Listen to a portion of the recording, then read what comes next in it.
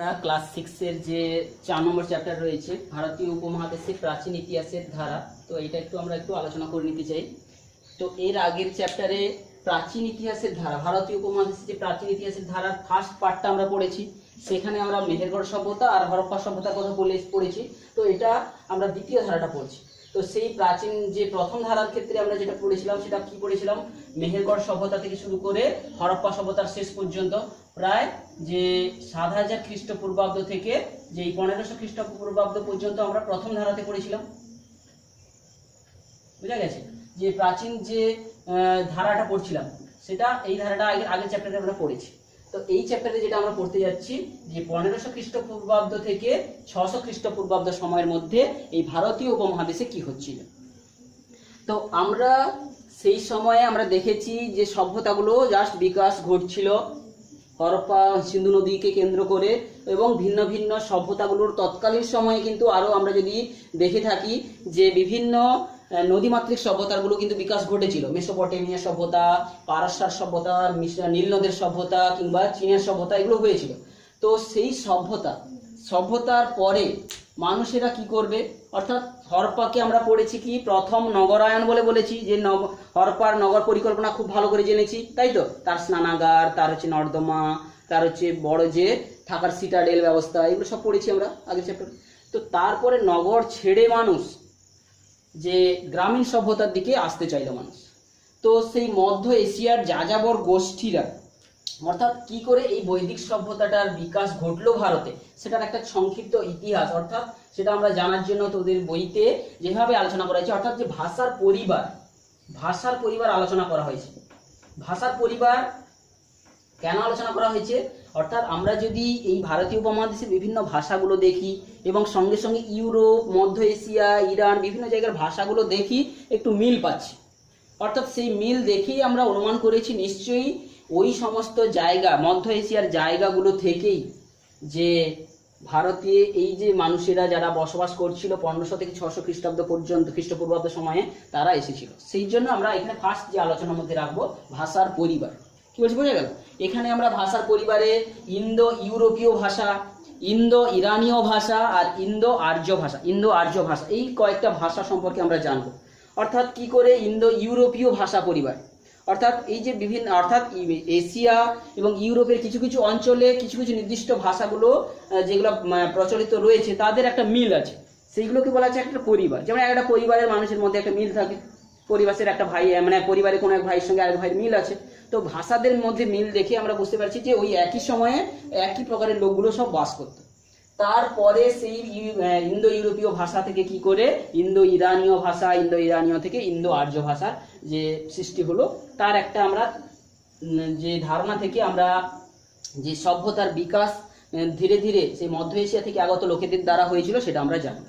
তো সেইটা আমাদের এখানে বইতে যেভাবে আলোচনা করেছি যে মানুষেরা যে সত্যিকারে ঘুরতে ঘুরতে যাযাবর মানুষেরা এসেছিল সেটা জানানোর জন্য আমাদেরকে এই যে আমরা রোমিং কথাটা সম্পর্কে তোরা জানিস, রোমিং কথাটা তোরা মোবাইল নিয়ে যখন দেখবি যে কোথাও ঘুরতে গেছিস তা আবার দেখবি যে রোমিং দেখাচ্ছে। রোমিং অর্থাৎ কি, কোথাও ঘুরছে, অর্থাৎ ঘোরাফেরাটাকে বলা হয় রোমিং। সেই রোমিং শব্দটার ব্যবহার আজকেই আমরা জেনেছি। সেই রোমিং শব্দটা থেকেই কিন্তু রাম শব্দটা নাকি এসেছিল। রাম শব্দের মানেও কিন্তু রোমিং থেকে এসেছে, অর্থাৎ যারা ঘুরে বেড়াতো তাদেরকেই এইরকম সেখান থেকে রাম শব্দটা এসেছে। এবং সেই সময়ে যে আমরা সেই সমস্ত মানুষদের যে বিভিন্ন বুদ্ধিমান মানুষ ছিল, বিভিন্ন দিকে তারা চিন্তা ভাবনা করতো, তাদের 10 দিকে বুদ্ধি ছিল, সেইখান থেকেই যেন আমাদের যে দশানন রাবণের কথাটা যেন সেখান থেকেই এসেছে। তো এইরকম ভাবে এবং সেই সময়ের মানুষেরা যারা যাযাবর মানুষেরা এই বিভিন্ন দিকে ছড়িয়ে পড়তো, নিজেদের মধ্যে মারামারি করতো, যারা হেরে যেত পরাজিত হয়ে যেত তারাই যেন অসুর রূপে বা দস্যু রূপে তাদেরকে দেখানো হতো। তো সেইভাবে আমরা সব তৎকালীন সময়ে রাম রাবণ এই ধরনের ঘটনাগুলো কিন্তু জাস্ট ঘটতে ঘটতে অর্থাৎ যাযাবর মানুষদের মধ্য দিয়েই কিন্তু উঠে এসেছে।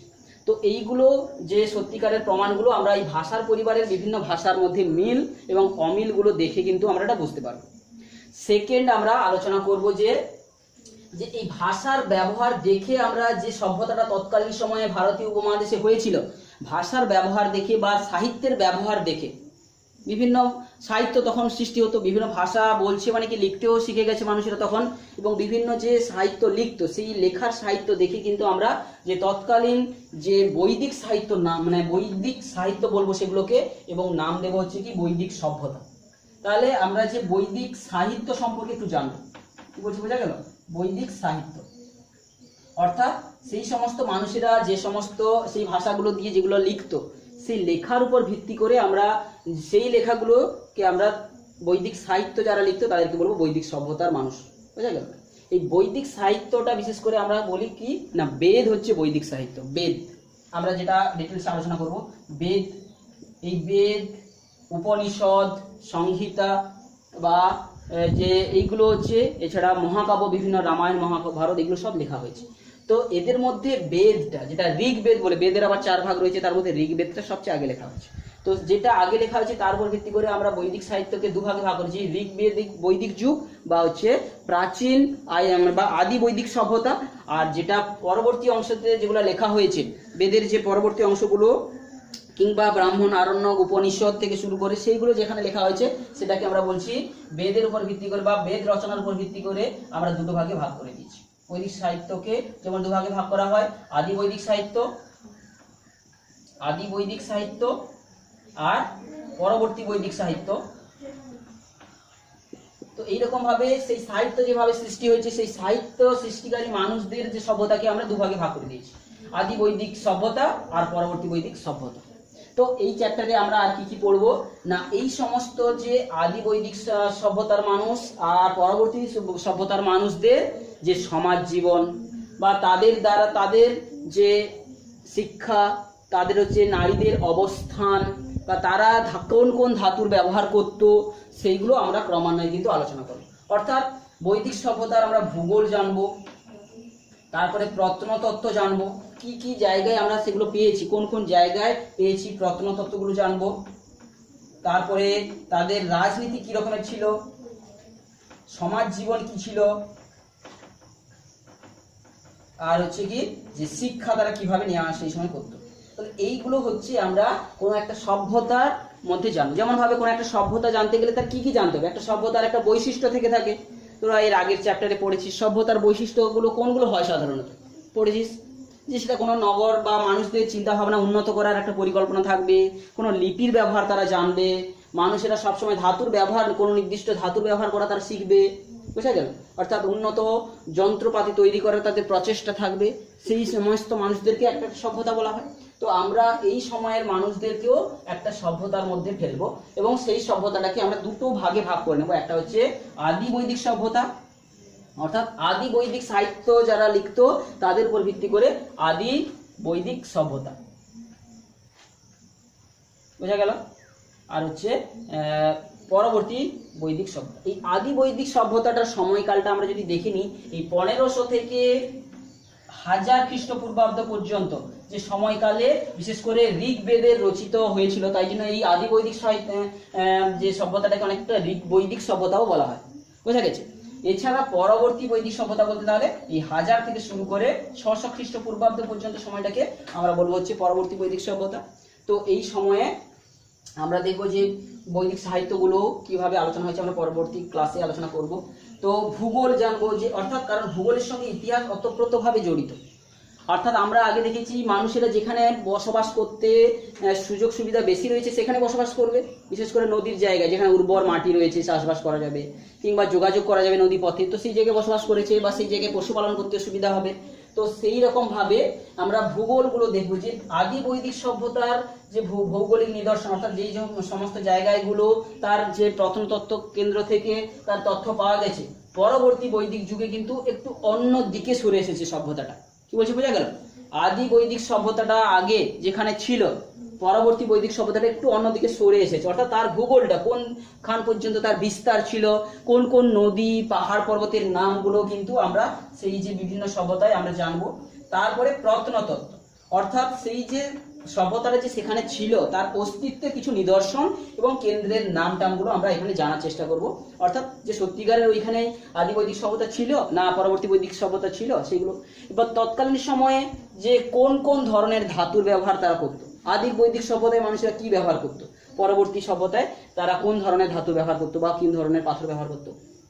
তারপরে এসে যাবো যে রাজনীতি, অর্থাৎ এই বৈদিক সভ্যতার পুরো রাজনীতিটা, অর্থাৎ মানুষেরা মানুষের সঙ্গে কি রকমের সম্পর্ক ছিল, রাজ্য কি তৈরি হয়ে গেছিল তখন, না বা বিভিন্ন প্রজা রাজার ভাগ তৈরি হয়ে গেছিল তখন, আমরা একটু ডিটেলসে জানবো। অর্থাৎ রাজনীতি, মানুষের মধ্যে তখন কি মারামারি হতো না, লড়াই হতো না, তো তাখানে তার কিছু প্রমাণও আমরা পাবো যে আদি বৈদিক সভ্যতার তুলনায় পরবর্তী সভ্যতার দিকে ধীরে ধীরে রাজনীতির পরিমাণ ধীরে ধীরে বাড়তে শুরু করে, মানুষের মধ্যে রাজ্য জয় করার একটা স্পৃহা জন্মাতে থাকে। এটা আমরা রাজনীতি পর্যায়ে আলোচনা করব। তারপরে হচ্ছে সমাজ জীবন।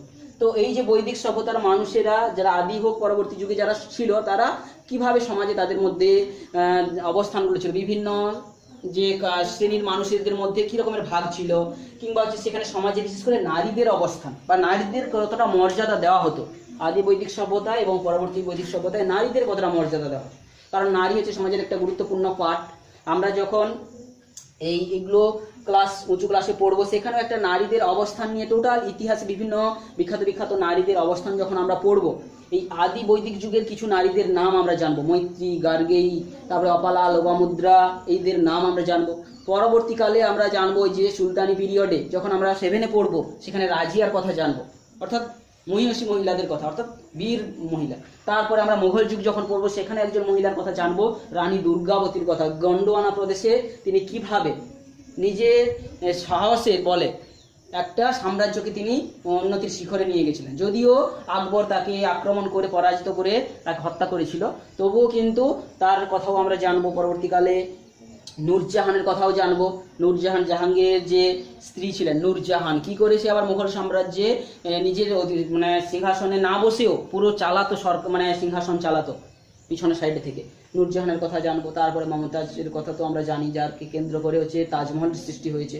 তো এরকম কতগুলো নারীদের অবস্থান, সেই জন্য আমরা এখানে একটা গুরুত্বপূর্ণ আলোচনা সমাজ জীবনে আমরা করব। তারপরে আমরা এখানে আলোচনা করবো হচ্ছে শিক্ষার ব্যাপারটা। এই বৈদিক যুগে শিক্ষাটা কি ধরনের হতো, তখন আমরা জানি যে এইখানে বেদের অর্থাৎ বৈদিক সাহিত্য খুবই উন্নত সাহিত্য ছিল। এটা ধরে নেওয়া হয় বা হিন্দু ধর্মের মানুষরা বিশ্বাস করে যে বৈদিক সাহিত্যের এগুলো নাকি ঈশ্বরের সমস্ত বাণী, যেগুলো কিনা ঋষি মুনিরা এগুলো শুনে শুনে এরা লিখেছিল। এগুলো হচ্ছে বেদ যেটা হয়েছে, এই বেদ কিন্তু ভগবান শুনিয়েছিল সেটা ঋষি মুনিদেরকে, সেটা তারা লিখেছে। এবং সেই বেদ এখনো পর্যন্ত ধীরে ধীরে পরিবর্তিত রূপ নিয়ে আজকে আমরা বৈদিক সাহিত্য আমরা জানি। এবং তৎকালীন সময়ে সেই সমস্ত বেদগুলো কিন্তু শুনে শুনে মনে রাখতো কিভাবে, এবং কিভাবে তৎকালীন সময়ের যে ছাত্ররা অর্থাৎ শিশুরা পড়াশোনা করতো, গুরুগৃহে গিয়ে থেকে সেখানে গুরুর আদেশ পালন করতো, এবং সেখানে তারা প্রায় 16 বছর 18 বছর পর্যন্ত গুরুগৃহে থেকে পড়াশোনা করার পরে তারপর শিক্ষা লাভ কমপ্লিট হলে তারা আবার ঘরে ফিরত। তো এইরকমভাবে শিক্ষা জীবন সম্পর্কে আমরা গুরুদের জীবন আন্ডারে, অর্থাৎ আবার সমাজ জীবনে আমরা যে ধাপগুলো দেখব, যে বর্ণ বিভাজন, বর্ণ বৈষম্য তখন থেকে শুরু হয়ে গেছে সমাজে, যে ক্ষত্রিয়, ব্রাহ্মণ, বৈশ্য, শূদ্র এরকম সমাজের ভাগ সৃষ্টি হয়ে যাবে। এছাড়া সমাজে এই যে আমরা সমাজ জীবনে যে কর্মের উপর ভিত্তি করে একটা চতুরাশ্রম প্রথা, 4টা শ্রমে ভাগ হয়ে যাবে, ক্ষত্রিয়, বৈশ্য, অর্থাৎ যে বিভিন্ন চতুরাশ্রম প্রথা, আর হচ্ছে বর্ণাশ্রম। চতুরাশ্রম বলতে কি একজন মানুষ তার সারা জীবনে যে কোন কোন পর্যায়গুলো অতিক্রম করবে। প্রথমে হচ্ছে ব্রহ্মচর্য, গার্হস্থ, বানপ্রস্থ আর সন্ন্যাস। ব্রহ্মচর্য পালন, ছোটরা অর্থাৎ মানুষ প্রথম পর্যায়ে কি করবে, গুরুগৃহে থেকে পড়াশোনা করবে, সেটা হচ্ছে ব্রহ্মচর্য। তারপরে হচ্ছে কি গার্হস্থ, ব্রহ্মচর্য শিক্ষা লাভের পর ঘরে এসে সংসার করবে, গার্হস্থ জীবন। বানপ্রস্থ, তারপর বয়স বেড়ে যাবে যখন বনে জঙ্গলে চলে যাবে, যাগযজ্ঞ পূজা পার্বণ করবে, বানপ্রস্থ। তারপরে সে সন্ন্যাস ধর্ম নিয়ে নেবে, সমস্ত কিছু ছেড়ে মায়া ত্যাগ করবে। এইভাবে যে তার সমাজ জীবনের দুটো ধাপ আমরা যে বর্ণাশ্রম আর চতুরাশ্রম, এইগুলো আমরা পড়ব। তো এইটা হচ্ছে 4 নম্বর চ্যাপ্টারের মোট আমাদের মূল বিষয়বস্তুগুলো। তো আমরা প্রথমে এর পরের ক্লাসে যে ভাষার পরিবারটা নিয়ে একটু সংক্ষেপে আলোচনা করব, ঠিক আছে? তো এর পরের ক্লাসের জন্য তোরা বইটা একটু নিয়ে আসিস। আমরা যে 4 নম্বর চ্যাপ্টারটা পড়ছিলাম, তার ভাষার পরিবার, অর্থাৎ যে ভাষার পরিবার ব্যাপারটা যেটা রয়েছে প্রাচীন ইতিহাসের ধারা। কারণ অর্থাৎ আমরা বলছিলাম যে ভাষা থেকে কিভাবে সাহিত্য হয়েছে, সাহিত্য থেকে কিভাবে সভ্যতাতে রূপান্তরিত হয়েছে। ভাষা বিভিন্ন ভাষাভাষী মানুষেরা কি করে সাহিত্য রচনা করা শুরু করেছে, এবং সেই সাহিত্যের উপর ভিত্তি করে কি করে সভ্যতা আমরা ভাগ করেছি, এইখানে এটা আমরা আলোচনা করব। অর্থাৎ ভাষার একটা পরিবার আমরা এখানে দেখব, যে বিভিন্ন ভাষার মধ্যে একটা মিল আমরা দেখব, যে ইন্দো ইউরোপীয় ভাষা, অর্থাৎ ইউরোপ এবং মধ্য এশিয়ার মানুষেরা যারা যাযাবর প্রকৃতির মানুষ ছিল, তারা এক ধরনের ভাষায় যারা কথা বলতো, সেই ভাষাগুলো কিছু কিছু ভাষা যদি আমরা এশিয়া, ইউরোপ এবং যদি আমরা ইরান এই সমস্ত অঞ্চলগুলো থেকে দেখি, যে ভাষাগুলোর আমরা যদি কিছু মিল পাবো। যেমনভাবে বলতে গেলে প্রথমে আমরা চলে আসছি যে একটা ভাষার কথা বলছি, বুঝতে দেখ যে মা শব্দটা, বাংলা ভাষায় যে শব্দটা রয়েছে ইন্দো ইউরোপীয় ভাষা,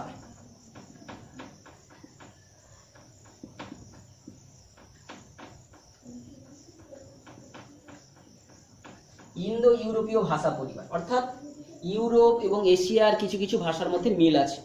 সেইগুলো যেমন একটা মিল আমরা তুলে ধরছি, যেমন কি বইতে তোদের রয়েছে রে, যেখানে দাগ দিয়ে নে, যে মা শব্দটা বাংলায় যাকে আমরা মা বলি, আবার যে সংস্কৃতে তাকে কি বলা হয়, সংস্কৃতে কি বলা হয়, মাতৃ বলা হয়।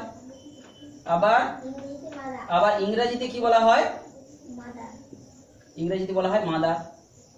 আবার ল্যাটিন ভাষায় কি বলা হয়, লাতিন ভাষায় মাতে, অর্থাৎ মাতের। এইরকম শব্দগুলোর মধ্যে দেখতে পাচ্ছি একটা মিল রয়েছে, ম ম দিয়ে সব শুরু। তাহলে নিশ্চয়ই বিভিন্ন জায়গায় যে শব্দগুলো, যে বাংলা ভাষা, সংস্কৃত বা ইংরেজি, এদের মধ্যে একটা মিল রয়েছে।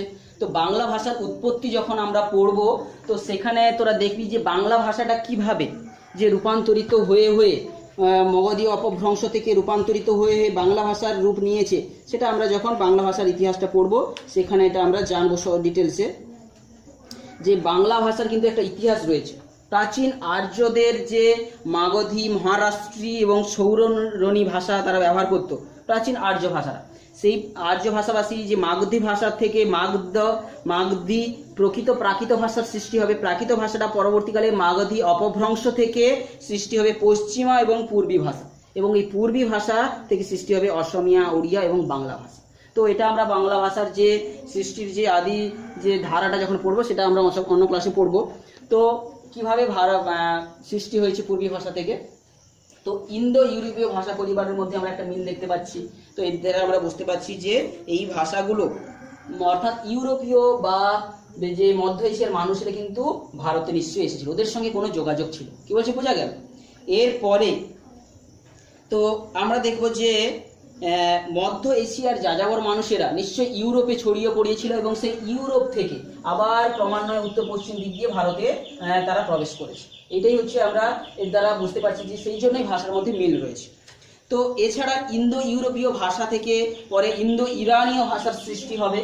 অর্থাৎ আমরা যে ভারতের কথাটা বলছি, মধ্য এশিয়া থেকে ইউরোপের দিকে গেছে, ইউরোপ থেকে আবার ভারতবর্ষের দিকে এসেছে। তো এখানে ইন্দো বলা হচ্ছে এটাকে, ইন্দো, এটা ইউরোপ, আর এটা হচ্ছে আর্য। তো ইন্দো ইউরোপীয় ভাষা, ইন্দো, এখানে ইরান হবে, Iran, Indo Europe, Indo Iran, Indo ইরানীয় ভাষা থেকে সৃষ্টি হবে ইন্দো আর্য ভাষা।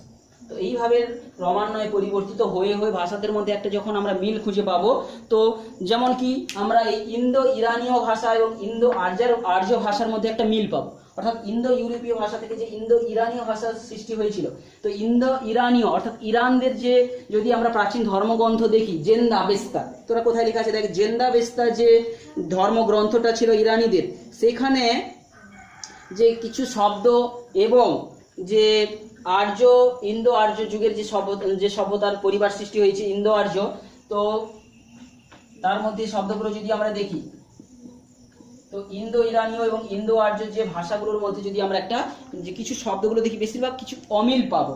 যেমন ধরতে পারি দেব শব্দটা, যেমন এই ধরো ইন্দো আর্য যুগে অর্থাৎ প্রাচীন ঋগ্বেদে যে আমরা যে শব্দটা পাচ্ছি দেব কথাটা, এই দেব কথাটা বোঝানো হয় যেন যারা হচ্ছে গুণবান বিশিষ্ট মানুষ, দৈবিক গুণ যাদের রয়েছে, অর্থাৎ ভালো সম্মানীয় ব্যক্তিকে দেব বলা হয়। আর অপরপক্ষে ইরানীয়, ইন্দো ইরানীয় ভাষায় যেখানে জেন্দাবেস্তা অর্থাৎ ইরানীদের যে প্রাচীন ধর্মগ্রন্থ যদি আমরা দেখি, জেন্দাবেস্তায় যে আহুর বলে একজন রয়েছে, আহুর কিন্তু শ্রেষ্ঠ দেবতা হিসেবে তাকে কিন্তু তুলে ধরা হয়। আবার এই যে দেব শব্দের সঙ্গে ইন্দো ইরানীয় ভাষার যে দৈব, ইন্দো ইরানীয় ভাষার যে দয়েব কথাটা কোথায়, চুপ কর, দোয়েব, তাহলে এই দেব এবং দোয়েবের মধ্যে একটা যে পার্থক্য দেখবো। দেব বলতে যেখানে ইন্দো আর্য যুগে দেব মানে সম্মানীয় ব্যক্তিকে বলা হচ্ছে, অপরপক্ষে যে দোয়েব দ্বারা কিন্তু বোঝানো হচ্ছে যে যে ঘৃণিত ব্যক্তিদেরকে বলা হচ্ছে দোয়েব। আচ্ছা, আমরা যেটা বলছিলাম যে এই যে ইন্দো ইরানীয় ভাষায় যে আমরা দোয়েব যে একটা শব্দ পেয়ে থাকি, কিংবা ইন্দো আর্য ভাষায় দেব শব্দ পেয়ে থাকি, দোয়েব শব্দটার দ্বারা কিন্তু যে ঘৃণিত ব্যক্তিকে বোঝানো হয়, আর ইন্দো আর্য সৃষ্টিতে দেব যে এটা সম্মানীয় ব্যক্তিকে বোঝানো হয়, তাহলে একটু যেন অমিল পাচ্ছি। তো আমাদের মনে হতে পারে এইখানে যে এদের মধ্যে কোনো কারণে এই যে গোষ্ঠীর সঙ্গে এই গোষ্ঠীর দ্বন্দ্ব ঘটেছিল, তো সেই দ্বন্দ্বের ফলে তারা কিন্তু বিপরীতার্থক দিকে তারা চলে গেছে। তো সেই রকম আমরা কিছু মিল পাবো। তো এই ইন্দো ইরানীয় একটা শাখা যেটা ইন্দো আর্যতে ভাষার গোষ্ঠী তৈরি করেছিল, যেই ভাষা গোষ্ঠীর মধ্যে সংস্কৃত ছিল, যেখান থেকে এই ইন্দো আর্য ভাষা গোষ্ঠীর মানুষেরা ভারতীয় উপমহাদেশে বৈদিক সাহিত্য রচনা তারা পরবর্তীকালে করবে, সংস্কৃতের বৈদিক সাহিত্য তারা রচনা করবে। এবং সেই সাহিত্য অর্থাৎ ভাষা থেকে তারা যখন সাহিত্য রচনা করবে, এবং সেই সাহিত্যের রচনাকাল এবং সাহিত্য রচনার পার্থক্য থেকে আমরা সভ্যতাটাকে দুটো প্রকারের সভ্যতাতে ভাগ করবো। সাহিত্য দু প্রকার সাহিত্য আমরা আগে বলেছি, যে ঋগ বৈদিক সাহিত্য যেটাকে আমরা প্রাচীন আদি বৈদিক সভ্যতা বলবো, আর যে পরবর্তীকালে ঋগ্বেদ ব্যতীত ঋক, সাম, যজু, অথর্ববেদ কিংবা ব্রাহ্মণ, আরণ্যক, উপনিষদ থেকে শুরু করে বিভিন্ন যে মহাকাব্য পরবর্তী সময়ে রাম এবং শ্রীকৃষ্ণ প্রভৃতিদের যে আবির্ভাবগুলোকে আমরা কিন্তু পরবর্তী বৈদিক সাহিত্যতে এগুলো আমরা পাবো, যেগুলোকে বলা হয় মহাকাব্যের যুগও কিন্তু অনেকটা বলা হয়। পরবর্তী বৈদিক সভ্যতাটাকে আমরা মহাকাব্যের যুগও বলে থাকি। তো সাহিত্যের রচনার উপর ভিত্তি করে আমরা পরবর্তীকালে যখন সাহিত্যের আলোচনা করবো, দুটো ভাগ, একটা হচ্ছে আদি বৈদিক সাহিত্য আর হচ্ছে পরবর্তী বৈদিক সাহিত্য। পরবর্তী বৈদিক সাহিত্য, এই যে দুটো সাহিত্য, পরবর্তী বৈদিক সাহিত্যতে আমরা কি বললাম, এখানে শুধু ঋগ্বেদটা আলোচনা হবে, লিখিত হয়েছিল। পরবর্তীকালে এখানে ঋগ্বেদ ব্যতীত অন্য যে বেদগুলো, সাম, যজু, অথর্ব, এছাড়া আর কি না ব্রাহ্মণ, আরণ্যক, উপনিষদ, ব্রাহ্মণ, আরণ্যক এবং উপনিষদ, এইগুলো সব রচিত হবে এই পরবর্তী বৈদিক যুগে। সঙ্গে সঙ্গে এই পরবর্তী বৈদিক যুগটাতে কিন্তু অনেক মহান কাব্য অর্থাৎ মহান ব্যক্তিদেরকে নিয়ে কাব্য রচিত হবে, সেগুলোকে বলা হচ্ছে মহাকাব্য। অর্থাৎ দুটো মহাকাব্যের নাম আমরা জানি ভারতের, রামায়ণ ও মহাভারত। সেই রকম আমরা গ্রিকের দুটো মহাকাব্যের নাম তোরা জানিস, ইলিয়াড, ওডিসি, তাই তো? ইলিয়াস ও ওডিসি এই দুটো হচ্ছে গ্রিসের মহাকাব্য। তো এইটাকে মহাকাব্যের যুগও বলা হয়। মহাকাব্য বলে মহান ব্যক্তিদের যে নিয়ে কাব্য, যেমন কি রামায়ণ আর মহাভারত। এইগুলোতে আমরা পরবর্তীকালে যখন দেখব একটু যে ধর্মের মধ্যে রাম, শ্রীকৃষ্ণ, এই সমস্ত ব্যাপারগুলো তাদের এখানে চলে আসছে। অর্থাৎ আমরা যখন পড়বো এই দুটো সভ্যতা, এর পরের চ্যাপ্টারে কি করে এই সাহিত্যগুলোকে ভাগ রয়েছে, পরবর্তী ক্লাসে আমরা বৈদিক সাহিত্যটা একটু আলোচনা করব, ঠিক আছে? আমরা যে ওই চ্যাপ্টারটা পড়ছিলাম, 4 নম্বর চ্যাপ্টারের যে আর একটা বিষয়বস্তু, যে বৈদিক সাহিত্য ব্যাপারটা একটু আলোচনা করব। অর্থাৎ আমরা কি করে দেখে নিয়েছি যে ভাষার পরিবার থেকে ইন্দো ইউরোপীয় ভাষা থেকে ইন্দো ইরানীয় ভাষার একটা শাখা আবার ইন্দো আর্য ভাষা নাম নিয়ে ভারতে প্রবেশ করে গেছে। এই ইন্দো আর্য ভাষাভাষী মানুষেরা যখন তারা সাহিত্য রচনা করা শুরু করে, সেই সাহিত্যটাকেই বলা হচ্ছে বৈদিক সাহিত্য। এই বেদ রচনা যখন হবে, বেদ কথাটার মানে হচ্ছে কিন্তু বিশিষ্ট বা জ্ঞানী মানুষ, বা বিদ কথাটার অর্থ হচ্ছে জ্ঞান। সেই যে বেদ রচনা হবে তার উপর ভিত্তি করে সেইটা যে সাহিত্য রচিত হবে, সেইখান থেকেই আমরা তার নামটা বৈদিক সাহিত্য বা বৈদিক সভ্যতা এটা আমরা পড়ব। তো তারা যে বৈদিক সাহিত্যগুলো রচনা করেছিল, তাদের রচনাগুলোকে আমরা যদি একটা ধরে নিই, তাহলে বৈদিক সাহিত্যটাকে আমরা দুটো ভাগে ভাগ করে ফেলতে পারি। বৈদিক সাহিত্য প্রথমের দিকে রচিত হবে হচ্ছে সংহিতা। সংহিতা কথার অর্থ কি? যাদের মধ্যে ছন্দ সংকলন, যে তাদের মধ্যে ছন্দের মিল আছে, সেইগুলো সংহিতা 4টা থাকবে। একটা ঋগ্বেদ, একটা হচ্ছে সামবেদ, আচ্ছা, আর একটা হচ্ছে যজুবেদ, আর একটা হচ্ছে অথর্ববেদ। এইগুলো হচ্ছে 4টা সংহিতা। সংহিতা কথার অর্থ কি তোদের বইতে রয়েছে? সংহিতা মানে এদের মধ্যে ছন্দের মিল ছিল, তাই এদের ছন্দে লেখা, এদেরকে সংহিতা বলা হচ্ছে। যাদের মধ্যে এই ঋগ্বেদটাই সবচেয়ে প্রাচীন এবং এইটার রচনা প্রায় 1500 থেকে 1000 খ্রিস্টাব্দ পর্যন্ত সময়ের মধ্যে প্রায় 500 বছর ধরে হয়েছিল ঋগ্বেদের রচনা। এবং এটা ধরা হয় যে এটা সাধারণত ঈশ্বর নিঃসৃত বাণী যারা যে তৎকালীন ঋষিমুনিরা শুনে শুনে ওটা লিখেছিল, বেদের রচনা হয়েছে। তো পরবর্তী যে বেদগুলো রচিত হয়েছে সামবেদ, যজুর্বেদ আর অথর্ববেদ, তার সঙ্গে সঙ্গে ব্রাহ্মণ, আরণ্যক, উপনিষদ, ব্রাহ্মণ, আরণ্যক এবং উপনিষদ এর রচনাও হবে পরবর্তীকালে। এবং আরও কিছু যে অঙ্গ রচিত হবে যাকে বলা হচ্ছে কি বেদাঙ্গ বলে বলা হচ্ছে, বেদাঙ্গের রচনাও হবে। বেদাঙ্গ 6 প্রকার বেদাঙ্গ থাকবে, সেইটার রচনা পরবর্তীকালে হবে। তো এই সংহিতা বাদ দিয়ে ব্রাহ্মণ, আরণ্যক, উপনিষদ এগুলো বেদাঙ্গ, এগুলো টোটালটা কি বলা হচ্ছে যে বৈদিক সাহিত্য।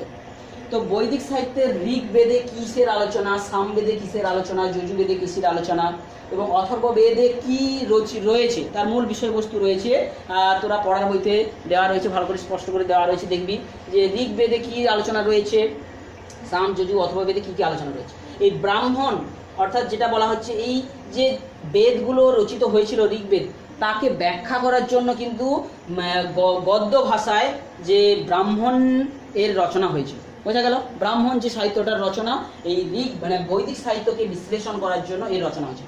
এছাড়া আরণ্যকে আমরা যাগযজ্ঞের পূজা পার্বণ এই সমস্ত বর্ণনা পাবো। আর উপনিষদ, উপনিষদ জিনিসটা কি, এই বেদের আরো ভিন্ন ভিন্ন ব্যাখ্যা, শুধু গদ্যে নয় বিভিন্নভাবে গল্পের আকারে ব্যাখ্যা কিন্তু আমরা পেয়ে থাকবো উপনিষদ। যারা এই বেদ এবং উপনিষদ আমাদের প্রাচীন যে সাহিত্য নিয়ে যারা আলোচনা করেছে, গভীরভাবে পড়াশোনা করেছে, তারাই কিন্তু মহাপুরুষে পরিণত হয়েছে। তোরা যত সমস্ত মানুষদেরকে দেখবি যারা মহান মানুষে পরিণত হয়েছে, স্বামী বিবেকানন্দ থেকে শুরু করে, তোরা যাদের কথা দেখছিস না কেন, ভারতের প্রাচীন সাহিত্যকে তারা খুব ভালো করে পড়েছে। গীতা, রামায়ণ, মহাভারত তারা খুব ভালো করেই পড়েছে এবং সেখান থেকে তারা কিন্তু তাদের শক্তি পেয়েছে। তো এইগুলোকে তোরা অবসর সময় অর্থাৎ তোরা বড় হলে নিশ্চয়ই পড়িস, উপনিষদ, ঋক, সাম, যজু, বেদ এগুলো নিশ্চয়ই তোরা পড়বি। সঙ্গে সঙ্গে এই যে বৈদিক সাহিত্যের শেষের দিকে অর্থাৎ পরবর্তী বৈদিক সাহিত্যে যে মহাকাব্যগুলো রচিত হবে সেগুলো হচ্ছে রামায়ণ আর মহাভারত। তো এই রামায়ণ মহাভারত যাকে মহাকাব্য বলে বলা হচ্ছে, এই মহাকাব্য যেহেতু পরবর্তী বৈদিক যুগে রচিত হয়েছিল, তো এই পরবর্তী বৈদিক যুগটাকেও অনেক সময় আমরা মহাকাব্যের যুগও বলেও বলা হয়, বলছি বোঝা গেল। তো এইটা হচ্ছে বৈদিক সাহিত্য। এখানে আবার সে 6ষ্ঠ বেদাঙ্গ রচিত হয়েছিল, বেদাঙ্গ 6টি বেদাঙ্গ রচিত হয়েছিল। সেই 6টি বেদাঙ্গ কি বইতে যেটা রয়েছে বা তোদের বইতে দেওয়া নেই, তো এখানে যে 6টি বেদাঙ্গের কি কি, একটা হচ্ছে শিক্ষা, এক বেদাঙ্গ 6টি কি কি, বেদাঙ্গ 6টি হচ্ছে শিক্ষা, তারপরে কি যে ছন্দ, শিক্ষা, ছন্দ, ব্যাকরণ, আর কি নিরুক্ত, আর কি যে জ্যোতিষ এবং কল্প, জ্যোতিষ ও কল্প, এই কয়েকটা হচ্ছে কি যে 6টি 6ষ্ঠ বেদাঙ্গ। তো এই উপনিষদে কি কি পাবো, উপনিষদে শুধু যে বেদের আলোচনা তা নয়, বেদের ব্যাকরণ, বেদ কি জানার জন্য সঠিকভাবে তার যে গ্রামাটিক্যাল দিক, বেদ অর্থাৎ তার সঠিক উচ্চারণ, সঠিক অর্থ, এগুলো জানার জন্য কিন্তু উপনিষদের যে সৃষ্টি হয়েছিল। এছাড়া প্রত্যেকটা বেদের মধ্যে কি কি আলোচনার বিষয়বস্তু রয়েছে তোরা এটা দেখিস। তাহলে এইগুলো সমস্ত পরবর্তী বৈদিক যুগে হয়েছে। তাহলে শুধু ঋগ্বেদ বাদ দিয়ে সামবেদ থেকে শুরু করে বাকি সমস্ত পাঠ যেগুলো আমরা আলোচনা করলাম, বেদাঙ্গ টেদাঙ্গ সব কিছুই, এইগুলো সবই হচ্ছে পরবর্তী বৈদিক যুগের সাহিত্য। এবং বিশেষ করে যেহেতু রামায়ণ মহাভারত মহাকাব্যের রচনা এই যুগে হয়েছিল, এটাকে আমরা আরেকটা নাম দিয়ে থাকি পরবর্তী মহাকাব্যের যুগ বলেও বলে থাকি। তো এইটাই হচ্ছে আমাদের আজকের বৈদিক সাহিত্যের মূল বিষয়গুলো। তোরা বইতে ভালো করে পড়ে এখান থেকে যে যে প্রশ্নগুলো আসতে পারে সেইগুলো আমরা পরের ক্লাসে বলে দেবো, ঠিক আছে। তো আজকে এখানে থাকছি আমাদের। আমরা আগের দিন যে ক্লাস 6-এর চ্যাপ্টারটা পড়ছিলাম, 4 নম্বর চ্যাপ্টার, ভারতীয় উপমহাদেশে প্রাচীন ইতিহাসের ধারা, প্রাচীন ইতিহাসের যে ধারাটা আমরা পড়ছিলাম, তো এটা এখানে যে ধারাটা আমরা আলোচনা করছি যে 1500 খ্রিস্টপূর্বাব্দ থেকে 600 খ্রিস্টপূর্বাব্দ পর্যন্ত, তাই তো। তার আগের চ্যাপ্টারে আমরা 3 নম্বরে যে 7000 খ্রিস্টপূর্বাব্দ থেকে 1500 খ্রিস্টপূর্বাব্দ পর্যন্ত পড়েছি, মেহেরগড় সভ্যতা আর হরপ্পা সভ্যতার কথা পড়েছি। তারপরে আমরা এখানে যেটা পড়তে চাচ্ছি যে সভ্যতাটা, সেটা প্রকৃতপক্ষে যে বৈদিক সভ্যতা, সেটা কেন বৈদিক সভ্যতা বলা হয়েছে আমরা বলেছি যে বেদ এই সময় রচিত হয়েছিল। বেদ মানে কি, বা বিদ কথা থেকে এসেছে বেদ জ্ঞান, তো এই সময় যে বেদের রচনা হয়েছিল, আমরা বৈদিক সাহিত্য পড়ার সময় বলে দিয়েছি, সেই থেকেই কিন্তু বৈদিক যুগ নামটা এসছে।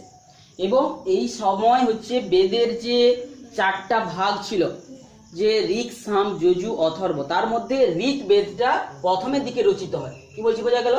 ঋক বেদ।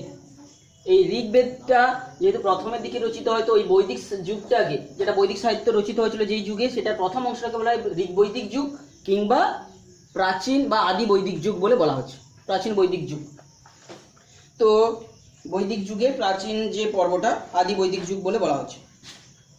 আর পরবর্তী পর্যায়ে ঋগ্বেদ বাদ দিয়ে সামবেদ, যজুবেদ, অথর্ববেদ, সঙ্গে সঙ্গে ব্রাহ্মণ, আরণ্যক, উপনিষদ, কিংবা হচ্ছে যে বিভিন্ন মহাকাব্য, তার সঙ্গে সঙ্গে যে যে 6টি বেদাঙ্গরও রচনা হয়েছিল, বেদাঙ্গ। তো এইগুলো কিন্তু সমস্ত যে সময় রচিত হয়েছিল সেটাকে বলা হচ্ছে পরবর্তী বৈদিক যুগ। তো এই যে যুগ ভাগটা আমরা কিসের উপর ভিত্তি করে করেছি প্রধানত, না বৈদিক সাহিত্যটা কিভাবে রচিত হয়েছিল তার উপর ভিত্তি করে বেদের ভাগটা রয়েছে। তো এটা প্রথমে 1500 থেকে শুরু করে 1000 খ্রিস্টপূর্বাব্দ সময় সালকে আমরা আদি বৈদিক যুগ বা ঋগ বৈদিক যুগ বলে বলেছি। আর পরবর্তী সময় যেগুলো রচিত হয়েছে সেটার উপর ভিত্তি করে এটাকে বলা হচ্ছে যে পরবর্তী বৈদিক যুগ। কি বলছি, বোঝা গেল? এটা আমরা জেনেছি। তো এই সময়ে যে এই প্রত্যেকটা যে বেদ যেগুলো রচিত হয়েছিল, এই যে 4টা বেদকে, ঋক, সাম, যজু, অথর্বকে আবার সংহিতাও বলা হয়। কি বলছি, বোঝা গেল? সংহিতা কেন বলা হয়, না এদের মধ্যে একটা ছন্দের মিল ছিল, তো এদেরকে সংহিতাও বলা হচ্ছে। আবার মহাকাব্য যেটা বলছি, মহাকাব্যর কথা আমরা বলেছি আগে, যে এই সময় যে মহান ব্যক্তি বা রাজার কাহিনীকে নিয়ে রচিত যে সাহিত্য, সেটাকে বলা হচ্ছে মহাকাব্য। দুটো বিখ্যাত মহাকাব্য রামায়ণ, মহাভারত আমরা পড়েছি। আর এই সময় গ্রিক দেশেও, গ্রিকেরও দুটো মহাকাব্য, ইলিয়াড, ওডিসির কথাও আমরা জেনেছি। তো এইগুলো হচ্ছে বৈদিক সাহিত্য। তো এই বৈদিক সাহিত্যের কোনটাতে কি আলোচনা রয়েছে একটু বইতে রয়েছে, তোরা নিশ্চয়ই 48 পৃষ্ঠাটা একটু খেয়াল করবি, মনে রাখার মধ্যে রয়েছে। এইখানে দেখে নিবি যে এই যে দেখ, ঋগ, বেদ এগুলো সব ছন্দে লেখা হতো বলে, ছন্দে বাঁধা সমস্ত ঋকের সমন্বয়ে গঠিত বলে এদেরকে ঋক সংহিতা বলেও বলা হয়। এছাড়া দেখ সামবেদে কি রয়েছে, সামবেদে সুর করে গান গাওয়া হতো, সামবেদটাকে সুর করে গান গাওয়া হতো। তারপরে কি এই দেখ অথর্ববেদে কিসের কথা রয়েছে, মন্ত্র, এই সমস্তের কথা রয়েছে, জাদু মন্ত্রের কথা রয়েছে। যজুর্বেদের কিসের কথা রয়েছে, যে আচার অনুষ্ঠান বা বিভিন্ন আচার অনুষ্ঠানের জন্য যে দরকারি মন্ত্র রয়েছে সেইগুলো। আর কি এই যে আমরা ব্রাহ্মণ বলছি, ব্রাহ্মণটার রচনা কেন হলো, না এই যে বেদ ঋক, সাম, যজু, অথর্ব, এই বেদগুলোকে ভালো করে ব্যাখ্যা করার জন্য, সংহিতাগুলোকে ব্যাখ্যা করার জন্য গদ্যে রচিত হলো, এটা হচ্ছে ব্রাহ্মণ, গদ্যতে রচিত হলো। তারপরে আরণ্যকে আমরা জানবো যে যাগযজ্ঞ, পূজা পার্বণের ব্যাপার রয়েছে। আর উপনিষদ প্রকৃতপক্ষে এই বেদকে ব্যাখ্যা করার জন্য, বিভিন্নভাবে ব্যাখ্যা করার জন্য এবং তার চিন্তা ভাবনাগুলোকে প্রকাশ করার জন্য এই উপনিষদের রচনা হলো। তার সঙ্গে সঙ্গে বেদাঙ্গও রচনা হলো। বেদাঙ্গ জিনিসটা কি, 6টা বেদাঙ্গ। সেই 6টা বেদাঙ্গ কি বইতে তোদের নেই, এখানে লিখে নে। শিক্ষা, তারপরে হচ্ছে কি ছন্দ, তারপরে হচ্ছে কি ব্যাকরণ, তারপরে হচ্ছে কি নিরুক্ত, আর হচ্ছে কি জ্যোতিষ, আর একটা হচ্ছে কি কল্প।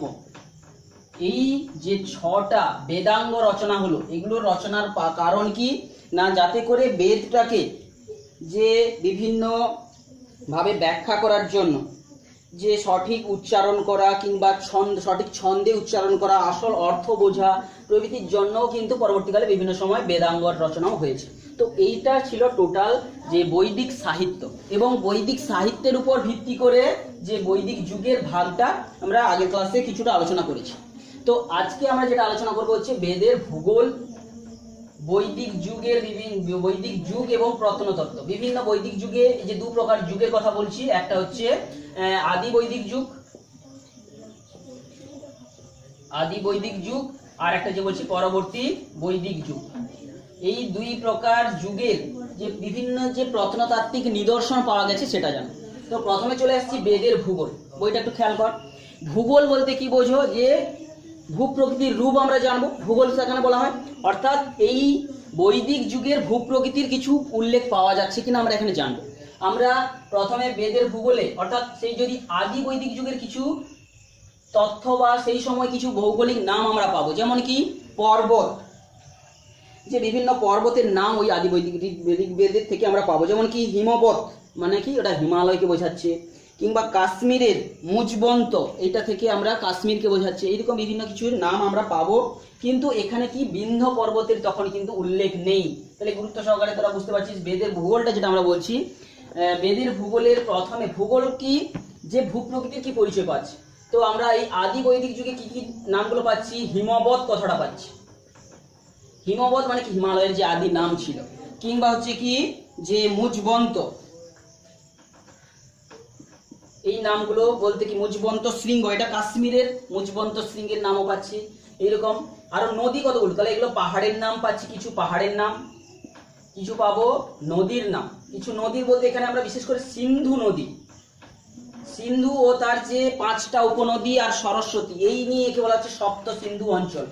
সিন্ধু আর তার 5টা উপনদী কি শতদ্রু, ইরাবতী, চন্দ্রভাগা, বিপাশা আর বিতস্তা, তাহলে 5টা উপনদী, 5টা উপনদী। আর তার সঙ্গে সঙ্গে কি পাবো যে সরস্বতী নদী, এই 5টা উপনদী প্লাস সরস্বতী প্লাস সিন্ধু, এই 7টাকে বলা হচ্ছে সপ্ত সিন্ধু অঞ্চল। সপ্ত সিন্ধু অঞ্চল, এই সপ্ত সিন্ধু অঞ্চলের পরিচয়টা আমরা যেটা পাচ্ছি এটা হচ্ছে ঋগ্বেদ থেকে এগুলো সব তথ্য পাচ্ছি। অর্থাৎ আমরা বুঝতে পারছি কি ওই জায়গাগুলোতে অর্থাৎ সিন্ধু নদের পাশাপাশি যে সপ্ত সিন্ধু এলাকাতেই আদি বৈদিক যুগের মানুষেরা বসবাস করত। এটা আমরা বৈদিক ভূগোল থেকে কিছু সেই সময়ের তথ্য পাচ্ছি, এবং তার বিস্তারটা কতদূর পর্যন্ত ছিল তাও আমরা জানতে পারবো। অর্থাৎ কতদূর পর্যন্ত এর বিস্তার ছিল, যেই সমস্ত যে এলাকাগুলোর নাম পাচ্ছি সেখান থেকে দেখা গেছে যে বিস্তারটা ছিল আফগানিস্তান ও পাকিস্তানের উত্তর পশ্চিম সীমান্ত থেকে যে সপ্ত সিন্ধু অঞ্চল, এই অঞ্চলটা কিন্তু ছিল বিশেষ করে ওই সভ্যতার বিস্তার। তখন কিন্তু এখানে গঙ্গা নদী কিংবা যমুনা নদীর কোনো নাম উল্লেখ নেই। কি বলছি বোঝা গেল? তাহলে এখানে গঙ্গা নদী যমুনা নদীর কোনো উল্লেখ নেই। তাহলে আমরা ভারতের ম্যাপটা যদি একটু খেয়াল করি, তো এখানে গুজরাট থেকে শুরু করে তাহলে মাঝখানের দিকে আমরা জানি যে গঙ্গা নদী রয়েছে, আর এইখানে রয়েছে সিন্ধু ও তার শাখা নদীগুলো, সিন্ধু তার শাখা নদী। তো এই এলাকাটায় কিন্তু আদি বৈদিক যুগটা ছিল। এই যে গঙ্গা নদী কিংবা যমুনা নদী, এই নদীগুলোর কথা কোনো উল্লেখ নেই, অর্থাৎ সেই জায়গাটা তার বিস্তার ছিল। পরবর্তী বৈদিক যুগে আমরা কিসের উল্লেখ পাবো? পরবর্তী বৈদিক যুগেই কিন্তু গঙ্গা নদী, যমুনা নদী এদের কথাগুলো বেশি করে উল্লেখ পাবো।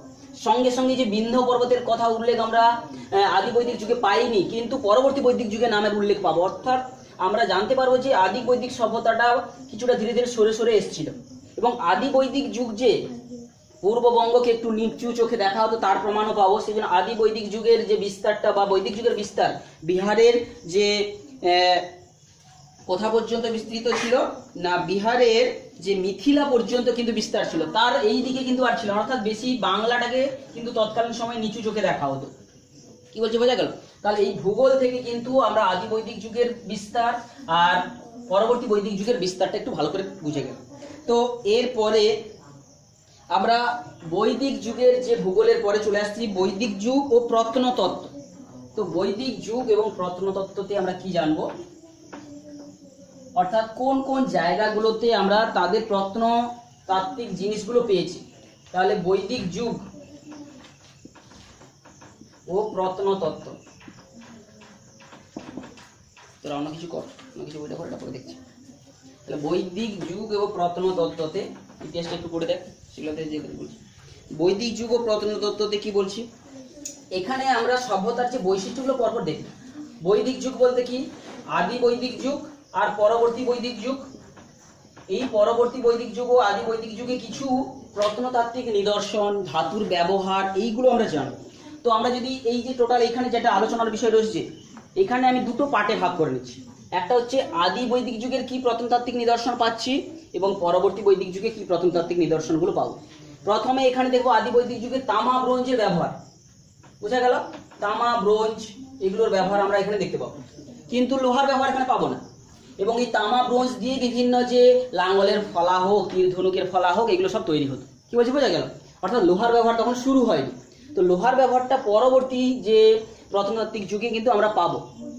এইরকম তামার যে জিনিসপত্রগুলো বা যন্ত্রপাতিগুলো, এবং এই সময় মানুষেরা কোন গবাদি পশুকে বিশেষ করে ব্যবহার করতো না, বিশেষ করে হচ্ছে ঘোড়াটা কিন্তু বিশেষ করে এর ব্যবহারটা হতো। এবং এটা বৈদিক যে যুগটা একটা যে গ্রামীণ সভ্যতা ছিল তার প্রমাণটাও আমরা এখানে পাচ্ছি। এবং এখানে কিন্তু ঘোড়ার ব্যবহার এবং পরবর্তী সময়ে ঘোড়ার যে লোহার ব্যবহারটা কিন্তু পরবর্তী বৈদিক যুগে আমরা লোহার ব্যবহার পাবো। এবং লোহার তৈরি বিভিন্ন যে যন্ত্রপাতি, কুড়াল, কোঠারি, এই সমস্ত কিছুগুলো আমরা তার পাবো। এবং এই যে আদি বৈদিক যুগের প্রত্নক্ষেত্রগুলো যেখানে পাঞ্জাবে পাওয়া যেত, আমরা পরবর্তী বৈদিক যুগের তথ্যগুলো আমরা হরিয়ানার অঞ্চলের দিকে এবং যে গঙ্গা নদীর যে যমুনা নদীর মোহনা অঞ্চলের দিকে, মানে দৈব অঞ্চলের দিকে বা অববাহিকা অঞ্চলের দিকে এগুলো আমরা পাবো। তো এখানে আরো কি কি পাবো, যে বিভিন্ন যে ছবি আঁকা যে ধূসর রঙের মাটির পাত্র, কি বলছি বোঝা গেল? এখানে ধূসর রঙের মাটির পাত্র পাবো আমরা, ধূসর রঙের, অর্থাৎ এই যে বৈদিক যুগে বিশেষ করে আমরা ধূসর মাটির পাত্র যেগুলো পাবো সেগুলো কি না ধূসর রঙের মাটির পাত্র, বোঝা গেল? তো এইরকম কিছু কিছু এই প্রত্নতাত্ত্বিক যে জিনিসগুলো আমরা পেতে থাকবো। তো এইগুলা কোন স্থানে পেয়েছি, বিশেষ করে হরিয়ানার কিংবা আমরা যে হস্তিনাপুর, তহিতছত্র, নৌহ প্রভৃতি জেলাগুলিতে আমরা খ্রিস্টপূর্ব এই যে পরবর্তী বৈদিক যুগের কিছু নিদর্শন আমরা পেয়ে থাকবো।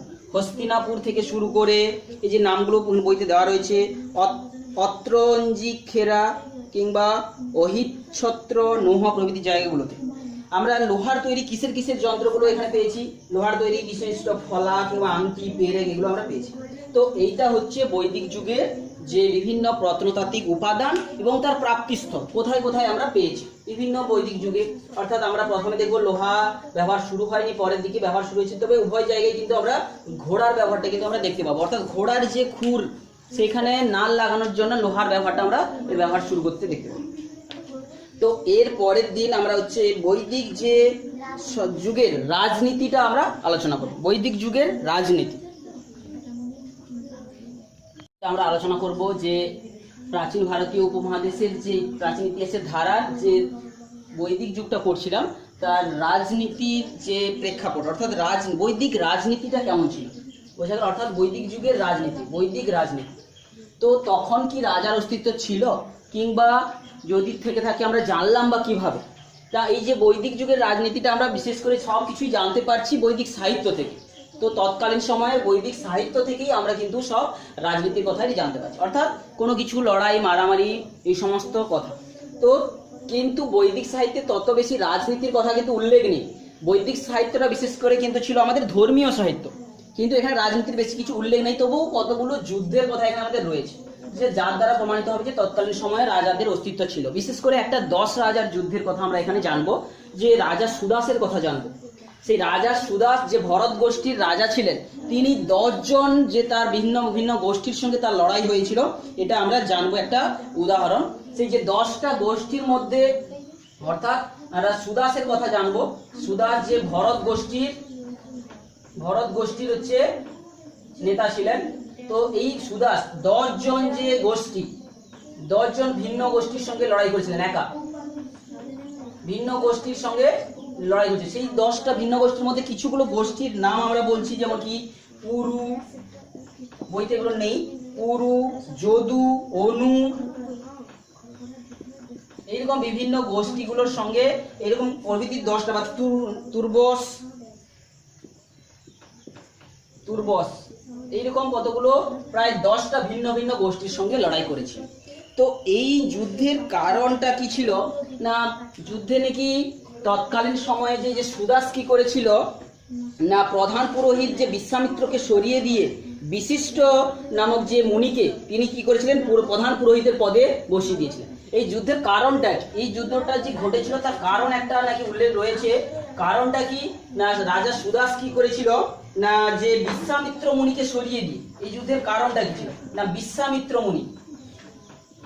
বিশ্বামিত্র মুনিকে সরিয়ে দিয়ে তিনি বশিষ্ঠ মুনিকে হচ্ছে তিনি তার রাজ্যে বসিয়েছিলেন। তো সেই কারণে নাকি লড়াইটা ঘটেছিল এই রাজা সুদাসের সঙ্গে 10 রাজার যুদ্ধ, যেটা পরবর্তীকালে আমরা মহাভারতের যুদ্ধের সঙ্গে এটাকে তুলনা করা হয়। সেই যে মহাভারতে একটা রাজ্য মানে অর্থাৎ পাণ্ডবদের সঙ্গে কৌরবদের অর্থাৎ 100 জন রাজার ধরে যুদ্ধ হচ্ছিল, তো সেই যুদ্ধের সঙ্গে মহাভারতের যুদ্ধের সঙ্গে নাকি এটাকে তুলনা করা হয়ে থাকে। এটা 10 রাজার যুদ্ধ, অর্থাৎ সেইটাকে আমরা জানবো। এটা হচ্ছে মহাভারতের যে সেই কুরুক্ষেত্রের যুদ্ধের সঙ্গে কি তুলনা করা হয়েছে। তো এইটা একটা ছোট্ট যুদ্ধের ঘটনার দ্বারা কিন্তু আমরা জানতে পারছি যে তৎকালীন সময় রাজনীতি কিছুটাও ছিল। তো এবারে চলে আসছি এই রাজনীতি বা রাজার আবির্ভাবটা কি করে হলো না, আদি বৈদিক যুগ এবং পরবর্তী বৈদিক যুগগুলোতেই কি সঙ্গে সঙ্গে রাজার অস্তিত্ব চলে এসেছিল না, রাজা কি করে আবির্ভাব হলো। তো রাজার অস্তিত্ব কিন্তু আদি বৈদিক যুগে রাজার অস্তিত্ব আমরা পাবো না।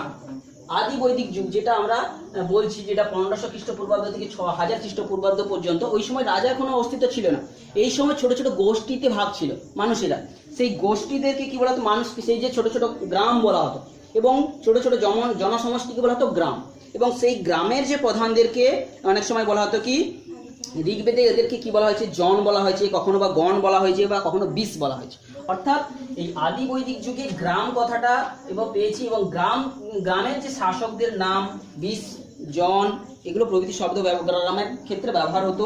তো এখানে কিন্তু বিশেষ করে গবাদি পশুটাকে প্রাধান্য দেওয়া হতো। এই গবাদি পশু এবং ঘোড়া এই সময় বেশি লুটপাটটা হতো। এই সময় কিন্তু রাজাদের মধ্যে কিছু ছিল না, এই সময় মানুষ গ্রামে থাকতো, গবাদি পশুকে বেশি মূল্য দেওয়া হতো, তারই লুটপাটটা বেশি হতো। তো ঋগ্বেদে যে অর্থাৎ আদি বৈদিক যুগে কোনো রাজার কিন্তু অস্তিত্ব আমরা পাইনি। তবে পরবর্তী বৈদিক যুগে আমরা রাজার অস্তিত্ব বা রাজার আবির্ভাবটা আমরা দেখব, কি করে রাজা এলো। তো এই সময় শুধু আমরা বিশপতি বা অর্থাৎ যেহেতু বিষ বা জন এগুলো পেয়েছি, তাহলে বিশের প্রধানকে বিশপতি, জনপতি, এদের প্রভৃতি নামগুলো আমরা এখানে পাবো আদি বৈদিক যুগে। তো পরবর্তী বৈদিক যুগে কিন্তু আমরা ভূপতি, মহিপতি, নরপতি এই সমস্তগুলো পাবো। তো এই কি করে এই যে রাজার আবির্ভাব হলো তার সম্পর্কিত একটা ছোট্ট বৈদিক সাহিত্য থেকে কিছু পরবর্তী বৈদিক সাহিত্যে রয়েছে যে রাজা বা অর্থাৎ দৈত্য এবং অসুরদের যখন লড়াই হতো, প্রায় কি হতো যে দেবতা এবং অসুরদের যে লড়াই হতো, দেবতারা হেরে যেত। তো তখন তারা যাচাই করলো যে কেন দেবতারা হেরে যাচ্ছে। তো সেখানে নাকি মানে মিটিংয়ে স্থির হলো যে দেবতাদের কোনো নির্দিষ্ট রাজা না থাকার জন্য, অর্থাৎ নির্দিষ্ট করে পরিচালনা করাতে পারছে না বলেই হেরে যাচ্ছে। তো সেখান থেকেই রাজা নিয়োগ করা হবে, ইন্দ্রকে নাকি দেবতার রাজা করা হবে। এরকম একটা এইভাবেই ছোট ভাবে রাজার উৎপত্তি কাহিনীটা পরবর্তী বৈদিক যুগে আমরা পাচ্ছি বিভিন্নভাবে। তো ইন্দ্রকেই প্রথমে রাজা করা হবে, এবং তিনি তাহলে বুঝতে পারছি যে রাজার প্রয়োজনটা কেন পড়লো। শুধু শক্তিশালী হলে হবে না, মানুষ সবাই শক্তিশালী রয়েছে, কিন্তু একজনকে নেতা হতে হবে, তবে সেই যে শক্তিশালী গোষ্ঠীটা কিন্তু এগিয়ে যাবে। তার নেতা যদি শক্তিশালী না হয়, নিজেদের মধ্যে কিন্তু সবাই লড়াই করে তাদের পতন ঘটে যাবে। তো এইভাবেই কিন্তু রাজার উৎপত্তিটা ঘটেছে। এই এখন যে পরবর্তী বৈদিক যুগে যেই রাজার উৎপত্তি ঘটে গেল, তো রাজার উৎপত্তি ঘটে যাওয়ার সঙ্গে সঙ্গে প্রজার কথাও চলে এলো। প্রজা আসার সঙ্গে সঙ্গে যে বিভিন্ন যে লড়াইয়ের কথাও এসে যাবে, এবং বিভিন্ন যে যাকে রাজাকে শুল্ক বা কর দেওয়ার কথাটাও চলে আসবে। কি বলছি বোঝা গেল? তো প্রজা আসবে এবং বিভিন্ন প্রকার প্রজাকে কর দেওয়ার পদ্ধতিতেও চলে আসবে।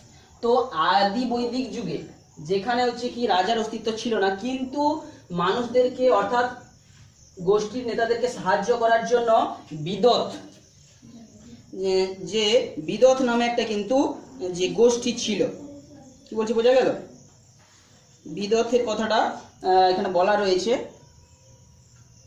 রাজাকে সাহায্য করার জন্য কিন্তু বিদত নামের একটা প্রতিষ্ঠানের কথা পাওয়া গেছে। অর্থাৎ এই যে আদি বৈদিক যুগে অর্থাৎ রাজা নেই, কিন্তু সেই যে গোষ্ঠী নেতাদেরকে সাহায্য করার জন্য বিদত কথাটার এখানে আমরা পরিচয় পাবো, একটা গোষ্ঠী। কিন্তু এখানে আমরা এই বিদতের কথা আবার পাবো না। এই রাজাকে সাহায্য করার জন্য আমরা এখানে পাবো সভা সমিতির কথাটা, এখানে আমরা পাবো সভা সমিতির কথা। যেখানে বিদত যেখানে কাজ করছে, একই কাজ সভা সমিতি এখানে করছে পরবর্তী বৈদিক যুগ। তো এটাই হচ্ছে যে বৈদিক যুগের রাজনীতি। কি বলছি বোঝা গেল? এর পরে ক্লাসগুলোতে আমরা বৈদিক সভ্যতার যে অর্থনীতি, সমাজ এবং শিক্ষা, এই দুটো বিষয় নিয়ে আমরা আলোচনা করব। তো এইটাকে তোরা বইটাকে ভালো করে খুঁটিয়ে খুঁটিয়ে পড়িস, তো বিভিন্ন নামগুলো তোরা পেয়ে যাবি, এবং এইগুলোকেই তোরা প্রশ্ন হিসেবে কিন্তু খাতায় লিখে রাখিস। বোঝা গেছে? ক্লাস 6-এর যে বৈদিক সভ্যতা বলে পড়ছিলাম, অর্থাৎ ভারতীয় উপমহাদেশে যে প্রাচীন ইতিহাসের ধারার যে পর্যায়টা পড়ছিলাম, অর্থাৎ 1500 খ্রিস্টপূর্বাব্দ থেকে 600 খ্রিস্টপূর্বাব্দ পর্যন্ত সময় যে কালটা আমরা পড়ছিলাম, তো সেটাকে আমরা বৈদিক সভ্যতা নাম দিয়েছি। তো এটা হচ্ছে প্রকৃত চ্যাপ্টারটার নাম রয়েছে ভারতীয় উপমহাদেশে প্রাচীন ইতিহাসের ধারা, এত খ্রিস্টাব্দ পূর্বাব্দ থেকে এত খ্রিস্টপূর্বাব্দ। তো এই চ্যাপ্টারের প্রথমের দিকের আলোচনাগুলো আমরা করে নিয়েছি। কোনগুলো না, ভাষার পরিবার, বৈদিক সাহিত্য, বেদের ভূগোল, তারপরে বৈদিক যুগ, প্রত্নতত্ত্ব এবং বৈদিক রাজনীতি, এতদূর পর্যন্ত আমরা আলোচনাটা করে নিয়েছি। তো প্রথমের দিকে এই যে ভাষার পরিবার, কেন ভাষার পরিবারটা নিয়ে আমাদের বইতে আলোচনা রয়েছে, অর্থাৎ কি ওই বৈদিক সভ্যতার যে মানুষেরা কোথা থেকে এসেছিল সেইটা জানার জন্য প্রকৃতপক্ষে আমাদেরকে কিন্তু এইটা দেওয়া রয়েছে যে ভাষা, বিভিন্ন ভাষার সঙ্গে তুলনা করে বোঝা যাচ্ছে যে বৈদিক সভ্যতার যে মানুষেরা ইউরোপ বা মধ্য এশিয়া, ইরান প্রভৃতি অঞ্চল হয়ে ঘুরে ঘুরে কিন্তু ভারতে এসেছে।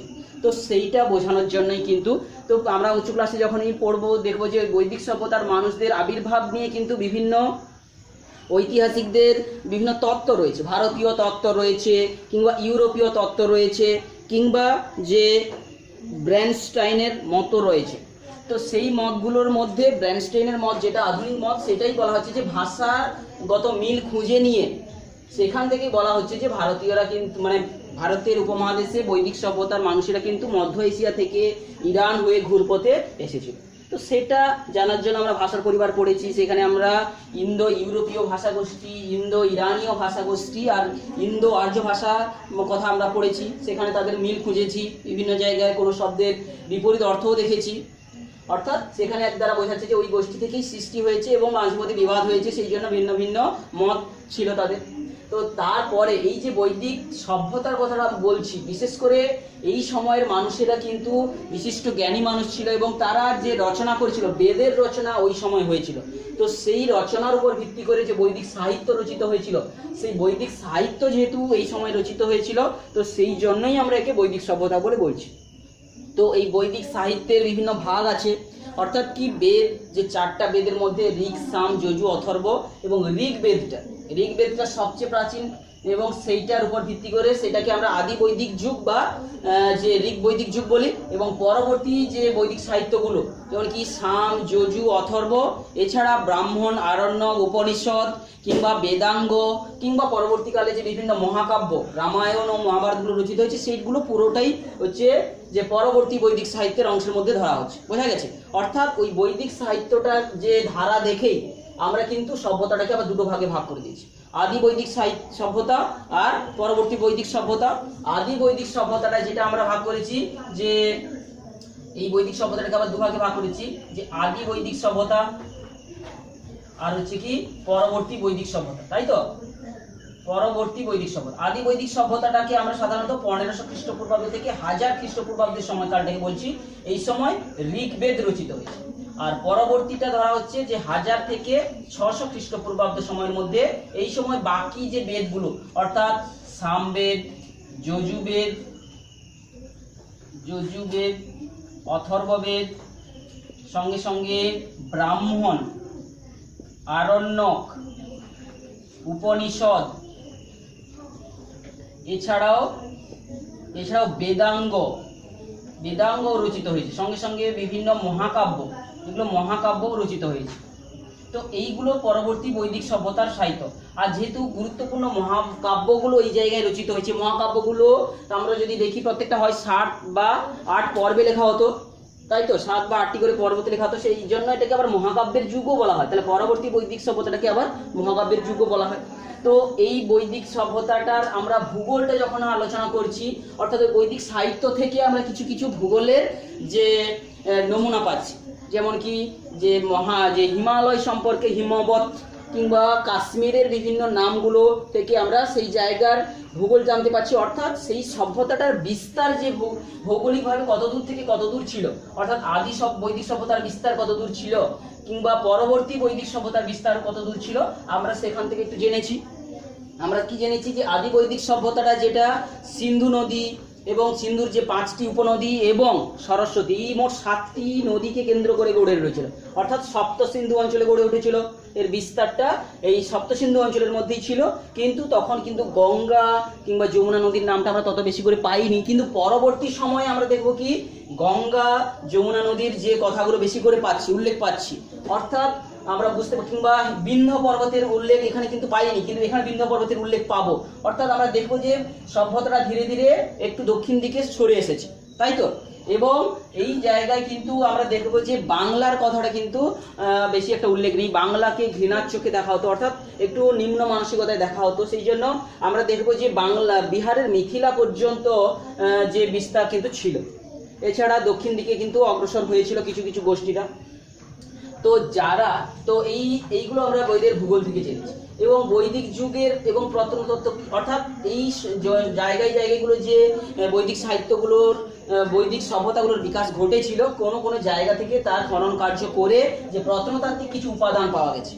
বিশেষ করে মাটির রং করা পাত্র, কালো মাটির পাত্র, কিংবা কোনো জায়গায় লোহার যে ব্যবহার, কোনো জায়গায় তামা ব্রোঞ্জের ব্যবহার, এইগুলো দেখে দেখে আমরা সেই জায়গাগুলোকে চিহ্নিত করেছি যে এই জায়গাগুলোতে বৈদিক সভ্যতার বিকাশ ঘটেছিল। এটা আমরা আগে আলোচনা করে নিয়েছি। তারপরে আমরা বৈদিক রাজনীতি আলোচনা করেছি। তাহলে বৈদিক রাজনীতি সে যাই কিছু না কেন, অর্থাৎ বৈদিক সভ্যতার সমস্ত কিছু ব্যাপারগুলো আমরা কোথা থেকে জানতে পারছি? সব বৈদিক সাহিত্য থেকেই জানতে পারছি। তো বৈদিক রাজনীতি অর্থাৎ বৈদিক সাহিত্য থেকে যখনই জানবো, বৈদিক সাহিত্য কিন্তু একটা ধর্মীয় সাহিত্য, অর্থাৎ বেশিরভাগ ক্ষেত্রে ধর্মের আলোচনা রয়েছে, কিন্তু এখানে রাজনীতির কথা তত বেশি করে নেই। তো তবুও আদি বৈদিক সভ্যতার কিছু রাজার যুদ্ধ আমরা পেয়েছি এখানটায় বর্ণনা, বিশেষ করে রাজা সুদাস, তাই তো। তার 10 রাজার যে যুদ্ধের কাহিনী পেয়েছি, সেখানে যুদ্ধের কারণ কি, যুদ্ধের ফলাফল কি হয়েছিল, একজন গোষ্ঠী 10 জন গোষ্ঠীর সঙ্গে যুদ্ধ করা, এই যে ব্যাপারগুলো কিন্তু পরবর্তীকালে একটা গল্পের আকারে মহাভারতে আমরা পাবো। যে মহাভারতে যেমন কৌরব এবং পাণ্ডবদের লড়াইয়ের সঙ্গে এটাকে তুলনা করা হয়েছে। তো এইরকম আদি বৈদিক যুগে ছোটোখাটো যুদ্ধগুলো পাবো, কিন্তু তখন রাজার কোনো অস্তিত্ব কিন্তু পাওয়া যায়নি, তাই তো। তখন আমরা কি পেয়েছি? যে সেই নিপতি গ্রাম পেয়েছি, বিশপতি, তারপরে হচ্ছে কি গ্রাম যে গ্রাম মহিপতি, এই সমস্ত নামগুলো পেয়েছি। জনপতি, গণপতি, বিশপতি, এইগুলোর নাম পেয়েছি, কিন্তু কোনো রাজার উল্লেখ পাইনি। অর্থাৎ কি তখন রাজার সৃষ্টি হয়নি, অর্থাৎ ছোট ছোট মানুষ বিভক্ত ছিল, ছোট ছোট গোষ্ঠীতে বিভক্ত ছিল। তাদের মধ্যে লড়াই হলে তাদেরকে সাহায্য করার জন্য, তাদের আলোচনা করার জন্য বিদথ নামে একটা যে গোষ্ঠী ছিল, মানে একটা তাদের যে প্রতিষ্ঠান ছিল, সেখানে তারা আলোচনা করতো। কিংবা কোনো জায়গায় যখন লুটপাট হতো, তার যে ভাগ কি করে হবে, সেই বিদথে তারা আলোচনা করতো। অর্থাৎ আদি বৈদিক সভ্যতার যে রাজার কিন্তু উল্লেখ পাইনি, কিন্তু এরকম ছোটোখাটো জিনিসগুলো আমরা পেয়েছি। আর পরবর্তী বৈদিক যুগে কিন্তু ধীরে ধীরে যখন গোষ্ঠীগুলো থেকে গোষ্ঠী প্রধান সৃষ্টি হলো, অর্থাৎ সেখানে কিন্তু আমরা রাজার একটু উল্লেখ পাবো। অর্থাৎ সেই গোষ্ঠীগুলো ধীরে ধীরে বৃহৎ হতে শুরু করবে, সেখানে আমরা নৃপতি, ভূপতি প্রভৃতি যে নামগুলো আমরা জানতে পারবো। এবং এইগুলো সমস্ত আমরা এই যে ব্রাহ্মণ যে উপনিষদ, ব্রাহ্মণ যে থেকে আমরা কিন্তু এগুলো সব জানতে পারবো। তারপরে এই রাজ্য সৃষ্টি হবে, এবং এই রাজ্যগুলোর নাম যে বিভিন্ন গোষ্ঠীর নামের উপর ভিত্তি করেই কিন্তু রাজ্যগুলো হয়েছে। যেমন কুরু, তারপরে কি আমরা পেয়েছি পাঞ্চাল প্রভৃতি, এগুলো কিন্তু গোষ্ঠীর নাম। সেই গোষ্ঠীগুলো একটা হয়ে গেছিল রাজ্য। সেই রাজ্যের যারা রাজা হতো সেটা হচ্ছে গোষ্ঠী। তো এই সময়ও কিন্তু কর প্রথাও প্রচলিত ছিল। আমরা পড়েছি বৈদিক যুগে বলি নামক কর প্রচলিত ছিল, বলি নামক কর প্রচলিত ছিল, এবং এইটা কর প্রদান করতো যাতে করে সেই গোষ্ঠীর প্রধান সেই প্রজাদেরকে তারা হচ্ছে রক্ষণাবেক্ষণ করতে পারে। তারপরে আমরা কি পড়েছি, এই রাজা হওয়ার যে প্রণালী, রাজা হতে হয়ে তারা কিভাবে উপাধিগুলো ধারণ করতো আমরা পড়েছি। যে অশ্বমেধ যজ্ঞ করতো, কেউ বা রাজস্ব যজ্ঞ করতো, রাজা যে রাজা উপাধিটা নিত, এগুলো সব। এগুলো আর কি রাজা কারা কারা হতেন আমরা তার একটা ধারণা দেখেছি। যে রাজার ছেলে রাজা হবে, এটা বংশানুক্রমে হয়ে গেছিল, এবার কিংবা সবাই মিলে ঠিক করতো রাজা কি হবে। তাহলে অর্থাৎ রাজা হওয়ার যে প্রক্রিয়াগুলো আমরা পড়েছি। সঙ্গে সঙ্গে রাজাকে সহায়ক করতো যারা, যে মন্ত্রী গোষ্ঠী ছিল, তাদেরকে সাহায্য করার জন্য রত্নিন ছিল। আমরা এটা পরবর্তী যুগে পাবো রত্নিনের কথা, তাই তো। রত্নিনরা সাহায্য করতো। যেখানে বিদথের কথা পেয়েছিলাম আদি বৈদিক যুগে, যেখানে গ্রাম প্রধান বা বিশপতি মহিপতিদের মধ্যে সাহায্য করার জন্য বিদথ ছিল, এখানে সেটা হয়ে গেছিল সভা সমিতি। তো এখানে মন্ত্রীও ছিল যে বিশেষ সাহায্য করার রত্নিন ছিল। তো এইরকমগুলো আমরা পড়ে নিয়েছি বৈদিক রাজনীতিতে, বোঝা গেছে। তো আজকে আমরা যেটা পড়বো সেটা হচ্ছে বৈদিক সভ্যতার অর্থনীতি ও সমাজ। বৈদিক সভ্যতার অর্থনীতি। অর্থনীতি বলতে কি, অর্থাৎ সম্পত্তি, টাকা পয়সা, এইগুলো অর্থাৎ কোনগুলো গুরুত্বপূর্ণ ছিল বৈদিক সভ্যতায়, কোনগুলো। তাহলে আমরা আজকে যেটা পড়তে যাচ্ছি বৈদিক সভ্যতার অর্থনীতি ও সমাজ। তো এইগুলো আমরা আগে আলোচনা করে নিয়েছি। তাহলে বৈদিক সভ্যতার অর্থনীতি ও সমাজে আমরা জানবো যে সেখানে কোন জিনিসটা সবচেয়ে গুরুত্বপূর্ণ ছিল। সেই সময় কিন্তু মানুষের বৈদিক সভ্যতা যেহেতু একটা গ্রামীণ সভ্যতা ছিল, বৈদিক সভ্যতাটা কিসের সভ্যতা ছিল, এটা গ্রামীণ সভ্যতা ছিল। তো সেখানে গ্রামীণ সভ্যতা হওয়ার জন্য এখানে পশুপালন কিন্তু তখন গুরুত্বপূর্ণ ছিল। পশুপালন, যার বেশি কাছে গবাদি পশু থাকবে সেই ধনী বলে তাকে ধরা হতো। তখন কিন্তু চাষবাসের কাজটা অতটা প্রাধান্য পায়নি। কি বলছি, বোঝা গেল? চাষবাসের কাজটা কিন্তু তখন অতটা, যে কৃষির কাজটা, কৃষি চাষবাসের কাজটা অতটা প্রাধান্য পায়নি। কিন্তু পশুপালন, যাদের কাছে গবাদি পশু যত বেশি আছে সে তত বেশি শক্তিশালী বা ধনী বলে গণ্য করা হতো। এছাড়া কি সেই সময় কৃষিকাজ অর্থাৎ চাষবাস বা কৃষিকাজ যেটা বলছি, কৃষির কাজ চললেও সেখানে কি কি ফসলটা ফলানো হতো, বিশেষ করে জব, অর্থাৎ এগুলো আমরা আদি বৈদিক সভ্যতার অর্থনীতির কথাটা একটু বলছি। আদি যে বৈদিক সভ্যতা অর্থাৎ ঋগ বৈদিক সভ্যতার যে অর্থনীতির কথাটা বলছি, তো সেটাতে আমরা দেখব যে পশুপালনটা প্রধান ছিল। কৃষির ক্ষেত্রে আমরা দেখব যে জব, এই জবটা কিন্তু প্রধান ফসল ছিল। এছাড়া গম, ধান তো এগুলো হতোই। এছাড়া কি অর্থনীতিতে আমরা এই সময় জানবো কি বিভিন্ন যে কারিগরি শিল্প, যে কারিগরি শিল্প সেগুলো কিন্তু বিকশিত হয়েছিল। এই কারিগরি শিল্পের মধ্যে কি কি বলতে পারি, যে কাঠের কাজ, কারা কারা কাঠের কাজ করতো, কাঠের কাজের জন্য কিছু জনের প্রয়োজন ছিল। ঘর বাড়ি তৈরি, রথ তৈরি, বিশেষ করে ঘোড়ায় টানা রথ তৈরি করার জন্য কাঠের যে কারিগর তারা ছিল, তারা ঘর বাড়ি তৈরি করতো, রথ তৈরি করতো, আসবাবপত্র তৈরি করতো। 2 নম্বর হচ্ছে কি, যে চর্ম শিল্প, চামড়ার তৈরি জিনিসপত্র, চর্মশিল্প কিন্তু এই সময় কারিগরি মানে মানুষেরা কাজ করতো। চামড়ার তৈরি থলি কিংবা ঘোড়ার যে লাগাম, ঘোড়া চালানোর জন্য ঘোড়ার মুখের কাছে একটা লাগাম থাকতে হতো। তো সেইগুলো হচ্ছে চর্মশিল্পের একটা শিল্পীদের কিন্তু আমরা তাদের পরিচয় পাবো। তাছাড়া আমরা কি পাবো, যে পোশাক অর্থাৎ বস্ত্র শিল্পেরও আমরা প্রমাণ পাবো। বস্ত্র শিল্পতে কি পাবো না, এই যে কিসের পোশাক, ভেড়ার লোম এবং ভেড়ার লোম থেকে পোশাক তৈরি করা হতো। এছাড়া এখানে টানা ও পোড়েন 2 রকমের সুতি কাপড়ের কথা উল্লেখ পাবো। টানা ও পোড়েন অর্থাৎ এই বস্ত্র শিল্পের মধ্যে আমরা সুতোগুলো তৈরি হতো ঘোড়ার যে লোম থেকে, আর ভেড়ার লোম থেকে হতো যে সুতি তৈরি করা হতো। এবং 2 প্রকারের সুতির নাম এখানে আমরা পাবো, এক হচ্ছে টানা এবং পোড়েন, 2 রকমের নামে সুতো কাপড় বোনায় ব্যবহৃত হতো। এছাড়া কি, যে আর একটা শিল্প কি, ধাতু শিল্প। এই 4 প্রকার শিল্প। ধাতু শিল্পের মধ্যে আমরা কি পাবো, ধাতু শিল্পের মধ্যে আমরা এখানে তখন কিন্তু তামার ব্যবহারটা একটু বেশি করে পাবো, তামা আর ব্রোঞ্জের ব্যবহার। অর্থাৎ আদি বৈদিক সভ্যতায় তাহলে বস্ত্র শিল্পে আমরা ভেড়ার লোম, তার সঙ্গে সঙ্গে 2 প্রকারের যে বস্ত্রের সুতো কাপড়ের কথা, টানা ও পোড়েন, এই দুটোর কথাও আমরা জানলাম, টানা ও পোড়েন, তো এইগুলোর কথা।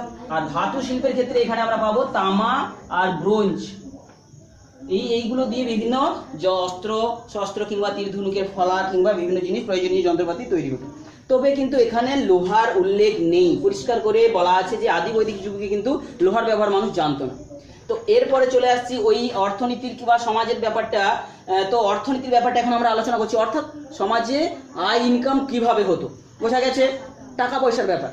তো এরপরে চলে আসছি যে এই আদি বৈদিক যুগের যে সমাজটা কি ধরনের ছিল।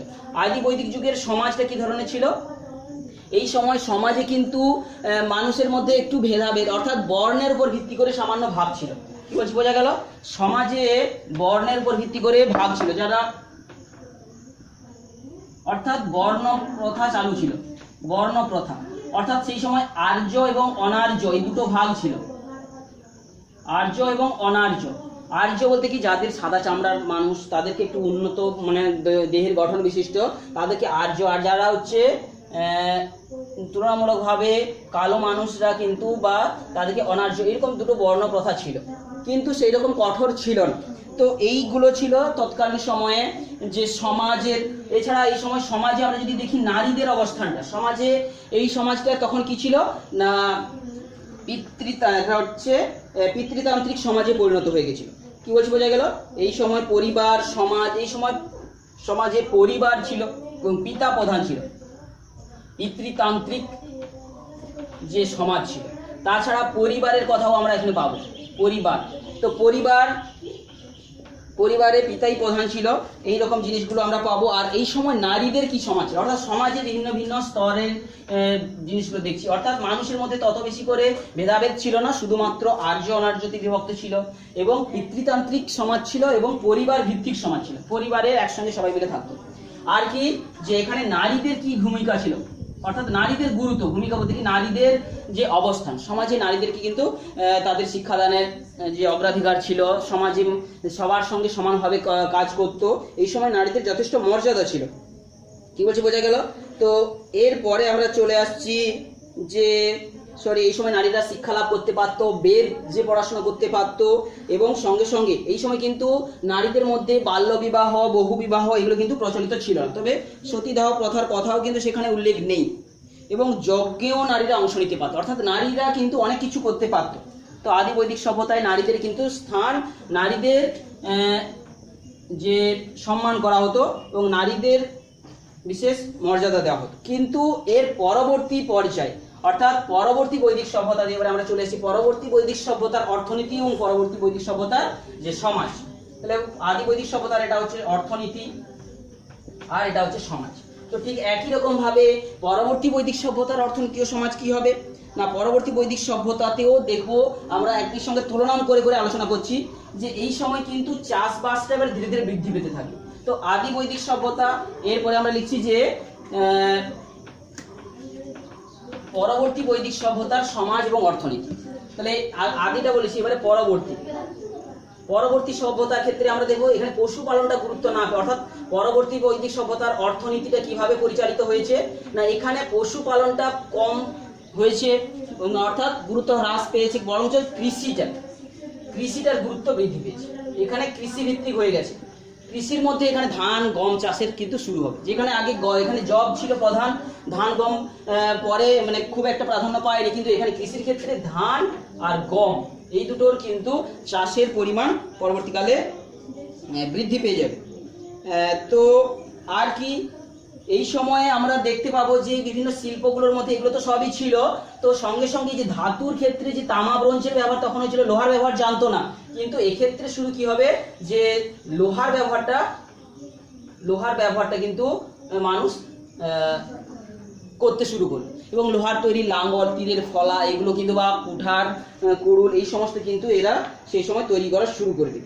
এবং এই ধাতুর ব্যবহারের শুধু কিন্তু যে কারিগররা ব্যবহার করতো তাই নয়, যে বিভিন্ন যে রাজনীতিতেও অর্থাৎ শাসকদেরও সুবিধা করে দিয়েছিল, উন্নত শস্ত্র হলে কি হবে, সেটা শাসকদের ক্ষেত্রেও কিন্তু লোহার ব্যবহারটা কিন্তু খুবই গুরুত্বপূর্ণ, অর্থাৎ একটা গোষ্ঠী অন্য গোষ্ঠীর সঙ্গে লড়াইয়ের ক্ষেত্রে এই অস্ত্রটা লোহার ব্যবহার কিন্তু গুরুত্বপূর্ণ ভূমিকা নিয়েছিল।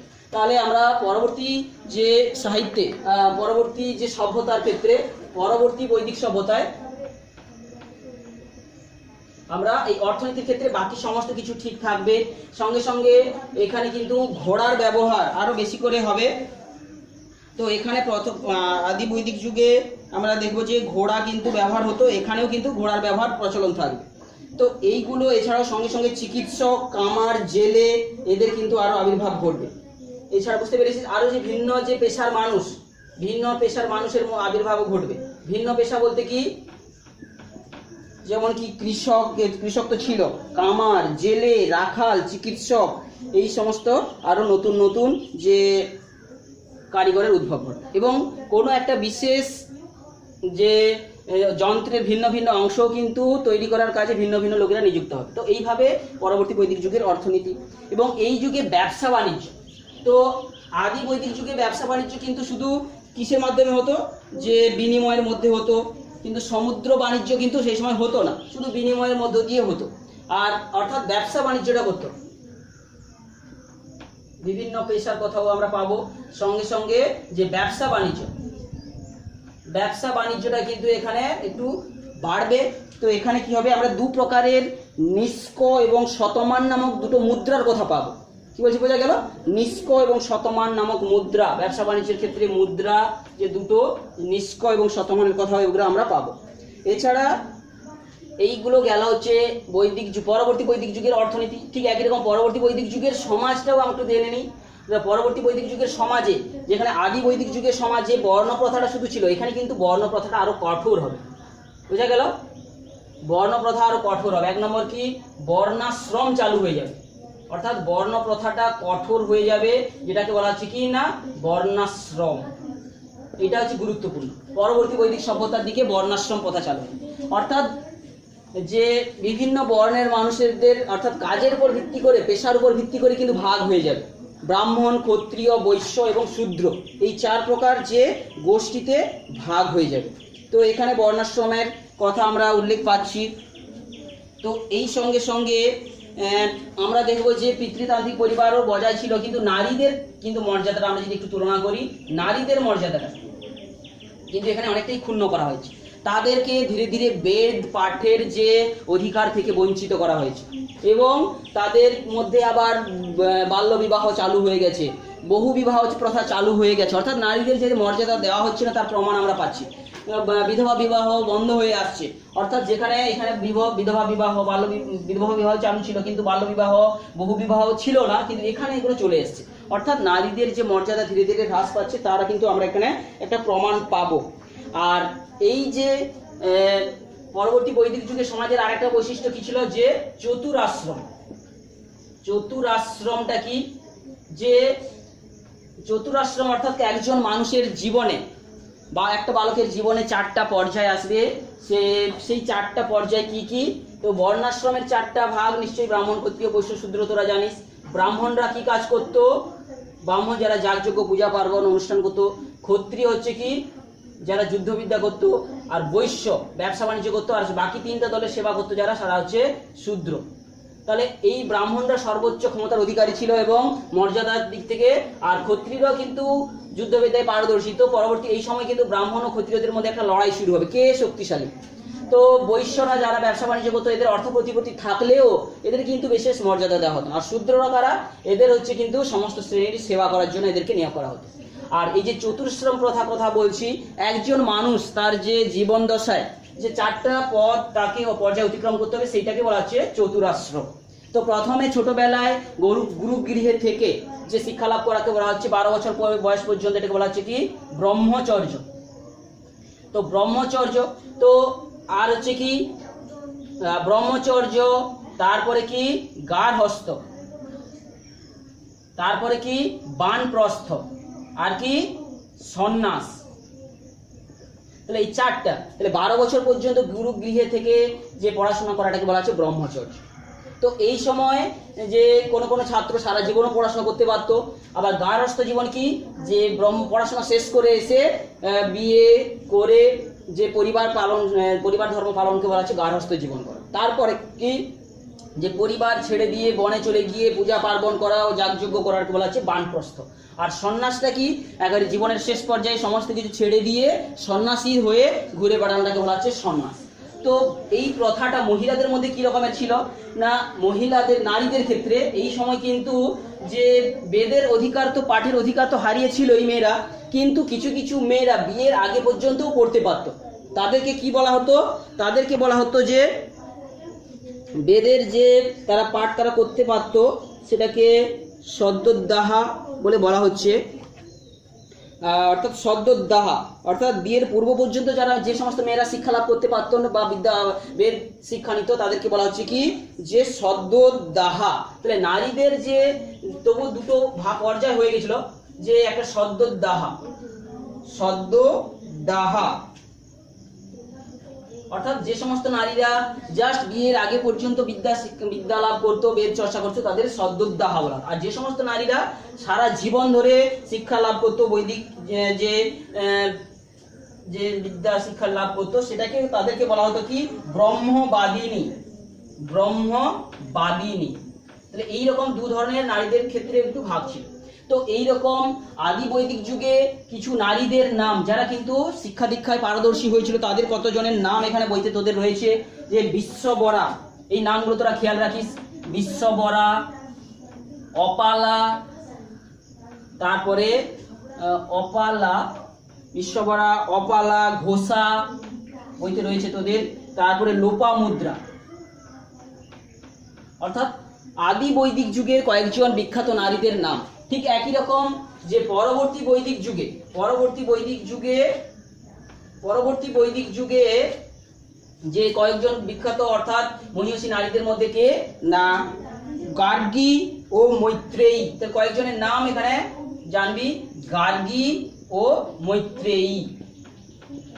তো এইরকম দুজন যে মহিষী নারীদের নাম আমরা কিন্তু বৈদিক সভ্যতা থেকে পেয়ে আসছি। তো এই সময়ে অর্থাৎ এইভাবে আমরা আজকে পড়ালাম হচ্ছে বৈদিক সভ্যতার অর্থনীতি ও সমাজ। তো বৈদিক সভ্যতার অর্থনীতি ও সমাজটা আরেকবার বলে নিচ্ছি, আমরা সমস্ত কিছু বৈদিক সাহিত্য থেকেই সব জানতে পেরেছি। তো বৈদিক সভ্যতার যেহেতু দুটো ভাগ ছিল, আদি বৈদিক সভ্যতা আর পরবর্তী বৈদিক সভ্যতা। তো আদি বৈদিক সভ্যতার কিছু অর্থনীতির দিকে কোন কোন জিনিসগুলো গুরুত্বপূর্ণ ছিল? পশুপালনটা বেশি গুরুত্বপূর্ণ ছিল। চাষবাস হলেও ধান ও গমের তুলনায় যবটা বেশি প্রাধান্য পেত। আর যাদের কাছে বেশি গবাদি পশু থাকতো তারাই ধনবান বলে ধরা হতো। আর সঙ্গে সঙ্গে বিভিন্ন শিল্পের ক্ষেত্রে কাঠে কাজে করতো কিছুজন চর্মশিল্প, কিছুজন বস্ত্রশিল্পের ক্ষেত্রে ভেড়ার লোম ব্যবহার হতো। এছাড়া টানা ও পোড়েন নামক দুটো সুতোর ব্যবহার আমরা পাবো। আর ধাতুর মধ্যে এখানে তাম্র ব্রোঞ্জ ধাতু পাবো। আর এই আদি বৈদিক যুগে যে সমাজটা কি ধরনের ছিল, এই সময় সমাজ কিন্তু বর্ণ প্রথা চালু ছিল, আর্য অনার্যতে বিভক্ত ছিল এবং কি এটা পিতৃতান্ত্রিক সমাজ ছিল। পিতা হচ্ছে পরিবারের প্রধান এবং পরিবারতান্ত্রিক সমাজ ছিল। এবং এখানে নারীদের অবস্থানটা কি ছিল? নারীদের কিন্তু যথেষ্ট মর্যাদা ছিল এবং এরা এখানটায় কয়েকজন বিখ্যাত এখানে বেদ চর্চা করতে পারতো, নারীরা শিক্ষা লাভ করতে পারতো, সমান অধিকার ছিল। এবং কয়েকজন বিখ্যাত নারীদের নাম, বিশিষ্ট নারীদের নাম বিশ্ববরা, অফালা, ঘোষা, লোপামুদ্রা। আর সঙ্গে সঙ্গে এরপরে আমরা যখন পরবর্তী বৈদিক সাহিত্যটা পড়বো, বৈদিক সভ্যতার ক্ষেত্রে আমরা অর্থনীতি ও সমাজটা জানবো। অর্থাৎ যেটা 1000 থেকে 6000 খ্রিস্টপূর্বাব্দ সময়ের মধ্যে। এই সময়ের অর্থনীতির ক্ষেত্রে কি এইগুলো তো সবই ছিল, এই সঙ্গে সঙ্গে কৃষির ক্ষেত্রে ধান গমের যে চাষবাস শুরু হলো বেশি করে। লোহার ব্যবহারটা এই সময় বেশি করে হতে লাগলো। লোহার তৈরি যে যন্ত্রপাতি, বিভিন্ন অস্ত্রশস্ত্র যার বা প্রশাসকদের সুবিধা দিল। এছাড়া বিভিন্ন যে পেশার মানুষ, চিকিৎসক, কৃষক বা হচ্ছে বিভিন্ন কামার কুমোর, এগুলো আরও বিভিন্ন পেশার মানুষের উদ্ভব ঘটলো। এছাড়া ব্যবসা বাণিজ্য, এই সময় ব্যবসা বাণিজ্যের মুদ্রার প্রচলন হলো। সেই দুটো মুদ্রার নাম কি? নিষ্ক এবং তামাম নামক দুটো মুদ্রা। তো এই সময় আদি বৈদিক যুগে যেখানে ব্যবসা বাণিজ্য, তো এই যুগে আরেকটা যে ব্যবসা বাণিজ্যটা ব্যাপারটা ব্যবসা বাণিজ্য, তো এই সময় ব্যবসা বাণিজ্যতে কিন্তু যে কোনো বিনিময় প্রথা চালু ছিল। আর এই যুগে বা কোনো বৈদেশিকের সঙ্গে ব্যবসা বাণিজ্যের কথা আমরা পাবো না, শুধু দেশীয় অভ্যন্তরের মধ্যে ব্যবসা বাণিজ্যের কথাটা পাবো। আর এখানে আমরা ব্যবসা বাণিজ্য বলতে দুটো মুদ্রার কথা পাবো। সেই দুটো মুদ্রার নাম কি? নাম বল। নিষ্ক ও শতমান। নিষ্ক ও শতমান। নিষ্ক ও শতমান বইতে পেয়েছিস? নিষ্ক ও শতমান। তো বইতেই রয়েছে দন্তশয় ক, নিষ্ক আর শতমান, এই দুটো মুদ্রার প্রচলন পাবো। তো এই সময় আছাড়া এক্ষেত্রে আমরা বর্ণাশ্রম প্রথা কঠোর হয়ে যাবে। 4 প্রকারের নাম মানে পেশার উপর ভিত্তি করে ব্রাহ্মণ, ক্ষত্রিয়, বৈশ্য, শূদ্রতে ভাগ হয়ে যাবে। শূদ্রদের অবস্থা শোচনীয় হয়ে যাবে, 3 শ্রেণীর সেবা করতে হবে। বৈশ্যদের কোনো মর্যাদা ছিল না। আর নারীদের অবস্থানটা ধীরে ধীরে নারীদের ক্ষমতাটা কমতে থাকবে, নারীদের মর্যাদা কমতে থাকবে। এখানে নারীদের শিক্ষা, বেদ পাঠের অধিকার হারাবে, যজ্ঞ করার অধিকারও হারাবে।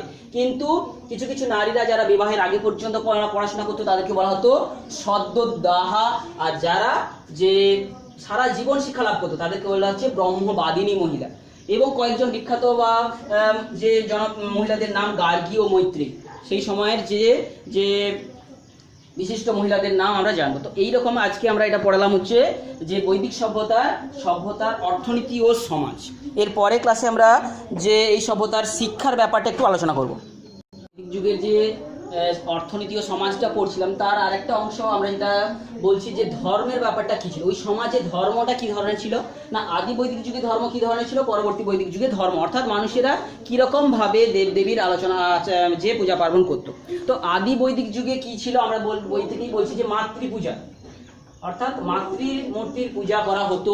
এই সময় কিন্তু কোনো যে মূর্তি ছিল না, এখানে মূর্তির কল্পনা করা হতো, তবে মাতৃ পুজো করা হতো।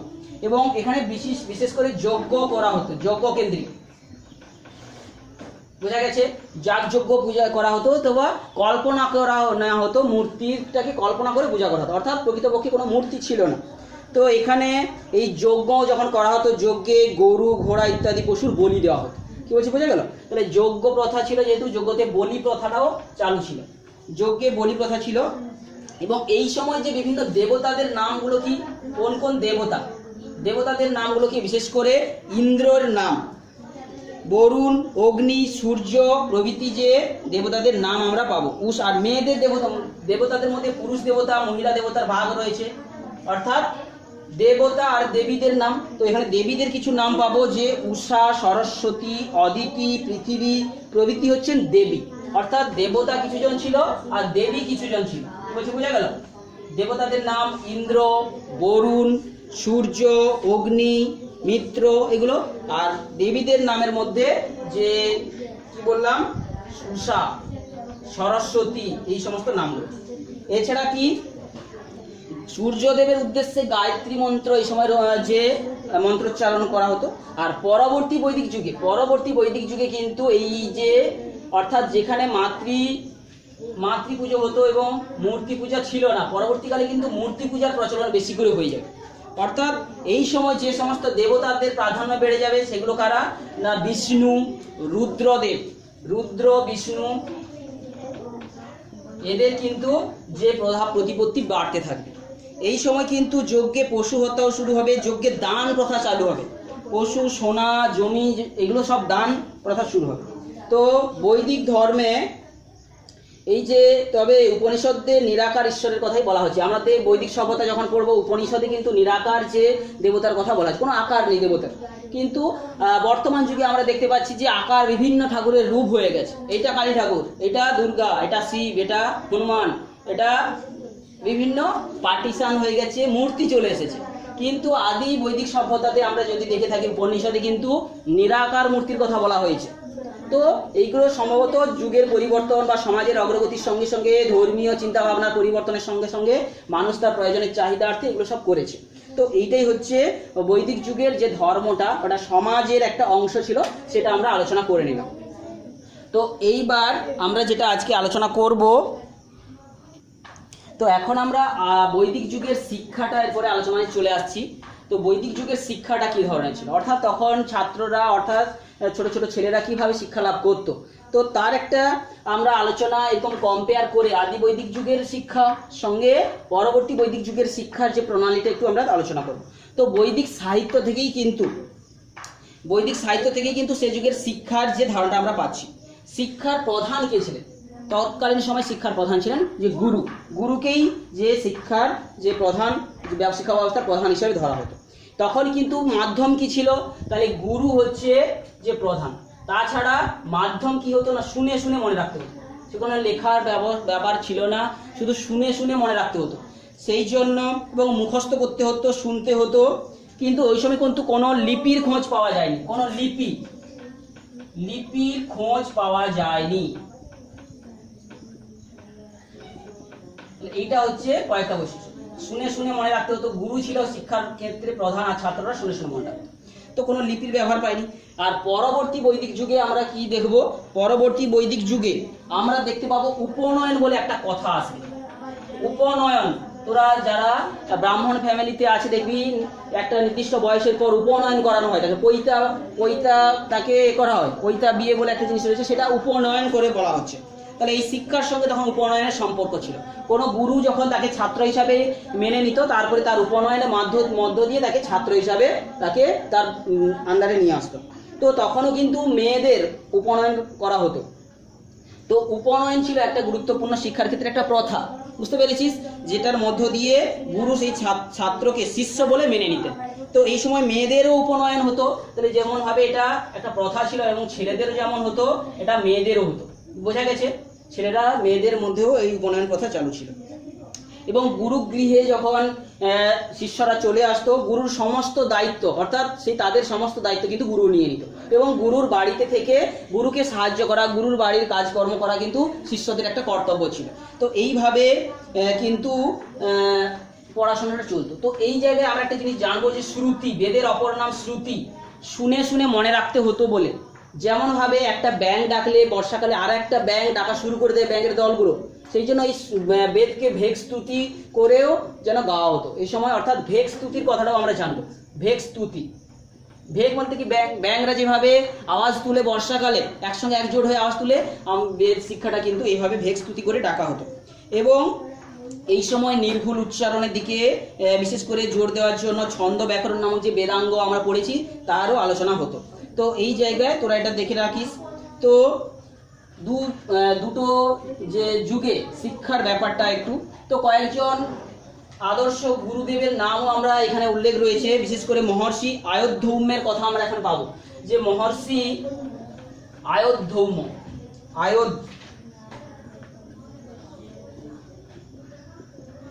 আয়োধ্যৌম্যের কথা আমরা পাবো একজন বিখ্যাত। আর একজন বিখ্যাত অর্থাৎ যে ছাত্র শিষ্যের কথা আমরা এখানে জানবো, যে আরুণির কথা। আরুণির কথা অর্থাৎ একজন যে শিষ্য তার আরুণি, অর্থাৎ এখানে একবার কি হয়েছে, আরুণিকে একটা কাজে তিনি পাঠাবেন, তিনি কিন্তু সেটাতে সফল হবেন। আমরা সেটা গল্পটা তোরা পড়ে নিবি। এবং এই মহর্ষি নাম ছিল প্রথমে কিন্তু এই যে উদ্দালক, এই যে আরুণির নামটা কিন্তু প্রথমে ছিল উদ্দালক। কি করে তিনি এই যে আরুণিতে রূপান্তরিত হয়েছিলেন তার একটা গল্প রয়েছে। তো এই জায়গায় আর এক গুরুদেবের কথা আমরা জানবো, যে হচ্ছে দ্রোণাচার্য। দ্রোণাচার্য গুরুর কথা আমরা জানবো, যে যার মহাভারতে আমরা পড়েছি যে কৌরব এবং পাণ্ডবদের যে সন্তানদের বিদ্যা শিক্ষা অস্ত্র শিক্ষা দেওয়ার জন্য কিন্তু দ্রোণাচার্যের নিয়োগ হয়েছিল। এবং সেই সময়ে তিনি সর্বশ্রেষ্ঠ ধনুর্ধর তৈরি করার জন্য অর্জুনকে বেছে নিয়েছিলেন, যে অর্জুনকেই তিনি করবেন। তার যে গল্পটা আমরা 5-এ পড়েছি, যে তার যে একাগ্রতার জন্যই তিনি তাকে বেছে নিয়েছিলেন। তো এই সময় দ্রোণাচার্যের সময় আমাদের একলব্যের কথা একটু দেওয়া রয়েছে। একলব্য বলেও একজন কিন্তু যে হিরণ্যধনু, ভিল দেশের রাজা হিরণ্যধনু, তার ছেলের নাম ছিল একলব্য। তিনিও কিন্তু আমরা দ্রোণাচার্য একলব্যের কথাও এখানে জানবো। তিনি গুরু দ্রোণাচার্যের কাছে শিক্ষা নিতে আসবেন, কিন্তু তিনি যেহেতু ক্ষত্রিয় বংশের সন্তান ছিলেন না, তাকে কিন্তু তিনি বিদ্যা শিক্ষা দেবেন না। তার পেছনে তার কি কারণ ছিল, যে অন্য কাউকে যদি আমি বিদ্যা শিক্ষা দিই তাহলে সে তো আবার পরবর্তীকালে শক্তিশালী হয়ে রাজাকে আক্রমণ করতে পারে। সেই জন্য কিন্তু দ্রোণাচার্য কেবলমাত্র ক্ষত্রিয়দেরকেই শিক্ষা দিতেন, যাকে তাকে শিক্ষা দিতেন না।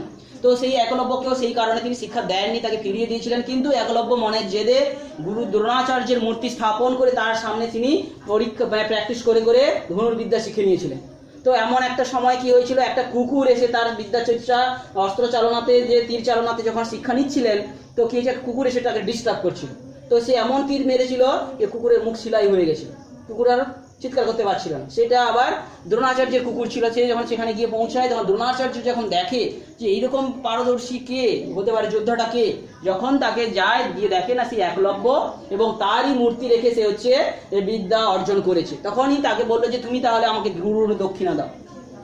অর্থাৎ তৎকালীন সময়ে গুরু দক্ষিণা দেওয়ার কিন্তু একটা প্রথা প্রচলিত ছিল। একটা নির্দিষ্ট সময়ের পরে গুরু দক্ষিণা দিতে হতো গুরুকে, অর্থাৎ স্নাতক হয়ে যেতে হতো। স্নান করে যখন বিদ্যা শিক্ষা অর্জন হয়ে যাবে, তো স্নাতক একটা যে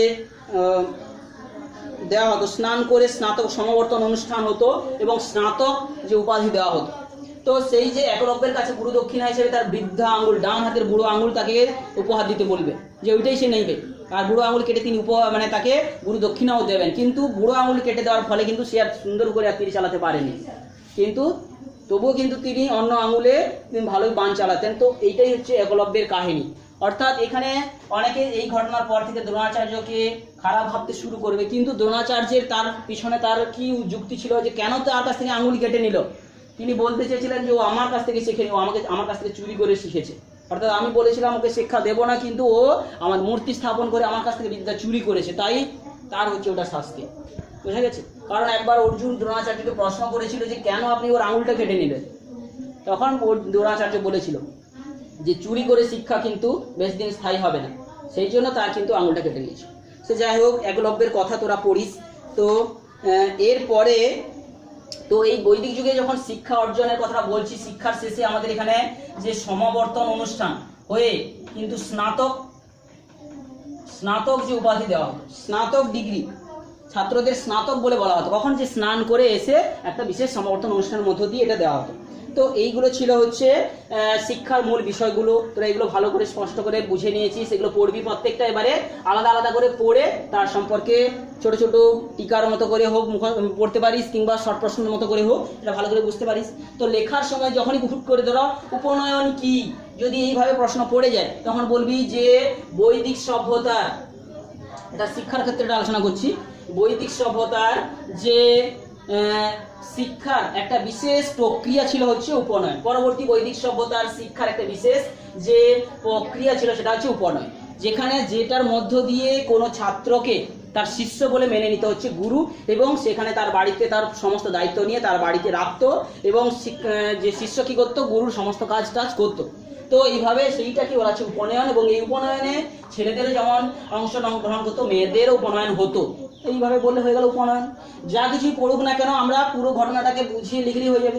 যদি বলা হয় সমাবর্তন কি বা স্নাতক কি, তখন বলবি যে বৈদিক সভ্যতার শিক্ষার একটা বিশেষ প্রক্রিয়া ছিল সমাবর্তন অনুষ্ঠান, যেখানে কি করা হতো না, বিদ্যা শিক্ষা অর্জনের শেষে যখন একটা স্নান করার প্রক্রিয়ার মধ্য দিয়ে তাকে স্নাতক ডিগ্রি তাকে দেওয়া হতো, সেটাকেই বলা হচ্ছে স্নাতক। যদি বলে দ্রোণাচার্যকে, তো বলবি যে বৈদিক যুগের শিক্ষকদের যে অর্থাৎ গুরুরা যারা শিক্ষার প্রধান মাধ্যম ছিল, তারই একজন প্রধান গুরু নাম আমরা পাই যে দ্রোণাচার্য, একজন গুরুদেব, যা মহাভারতে উল্লেখ পাই, তিনি কৌরব পাণ্ডবদের শিক্ষা দিয়েছিলেন। এইভাবে আমরা এইখান থেকে দেখে দেখি কিন্তু যাই পড়ুক না কেন আমরা একটা লিখতে পারবো। কি হচ্ছে, বোঝা গেল? তো এটাই হচ্ছে বৈদিক যুগের শিক্ষা। তো এই চ্যাপ্টারের শেষ অংশতে আমরা যেটা আলোচনা করব সেটা,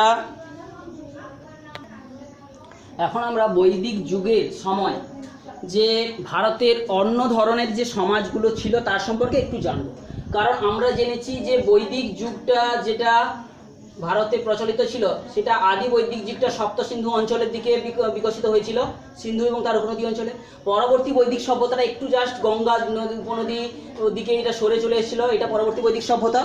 তো এই সভ্যতা তো সমগ্র ভারত জুড়ে ছিল না, তো সেই জন্য ভারতের অন্যান্য জায়গায়ও কিছু যে সেই সময়কালীন অর্থাৎ যে 1500 খ্রিস্টপূর্বাব্দ থেকে 600 খ্রিস্টপূর্বাব্দের সময়ের মধ্যে যে অন্য কোনো সভ্যতা ছিল কিনা তার একটু আমরা তথ্য জানবো।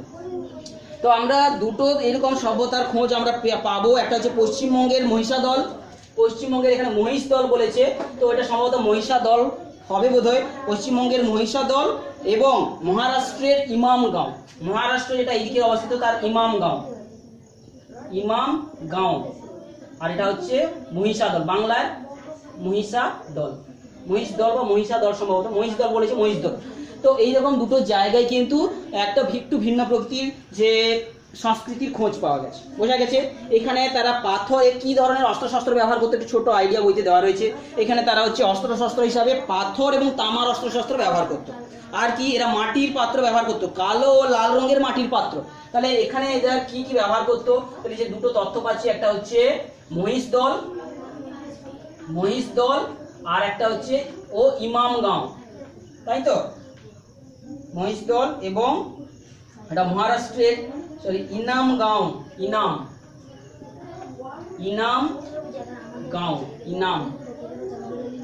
ইনামগাঁও, এই দুটো জায়গায় যে সভ্যতার পাওয়া গেছে অস্তিত্ব বৈদিক যুগে, তাদের কিছু বৈশিষ্ট্যগুলো কি কি, এক নম্বরে যে পাথরের ব্যবহার, পাথর এবং তামার এইটার ব্যবহার, অস্ত্রশস্ত্র ব্যবহার, অর্থাৎ এটা হচ্ছে অস্ত্রশস্ত্র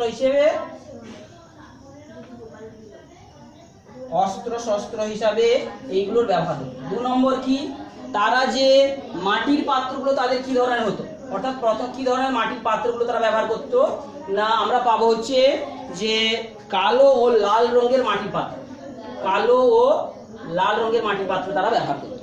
আর কি কি না, এদের এখানে একটা বিশেষ বৈশিষ্ট্য ছিল কি, যে 3 নম্বর বৈশিষ্ট্য, যাকে বলা হচ্ছে কি, যে মৃতদের সমাধি দেওয়া হতো, একে বলা হচ্ছে কি না মেগালিথ।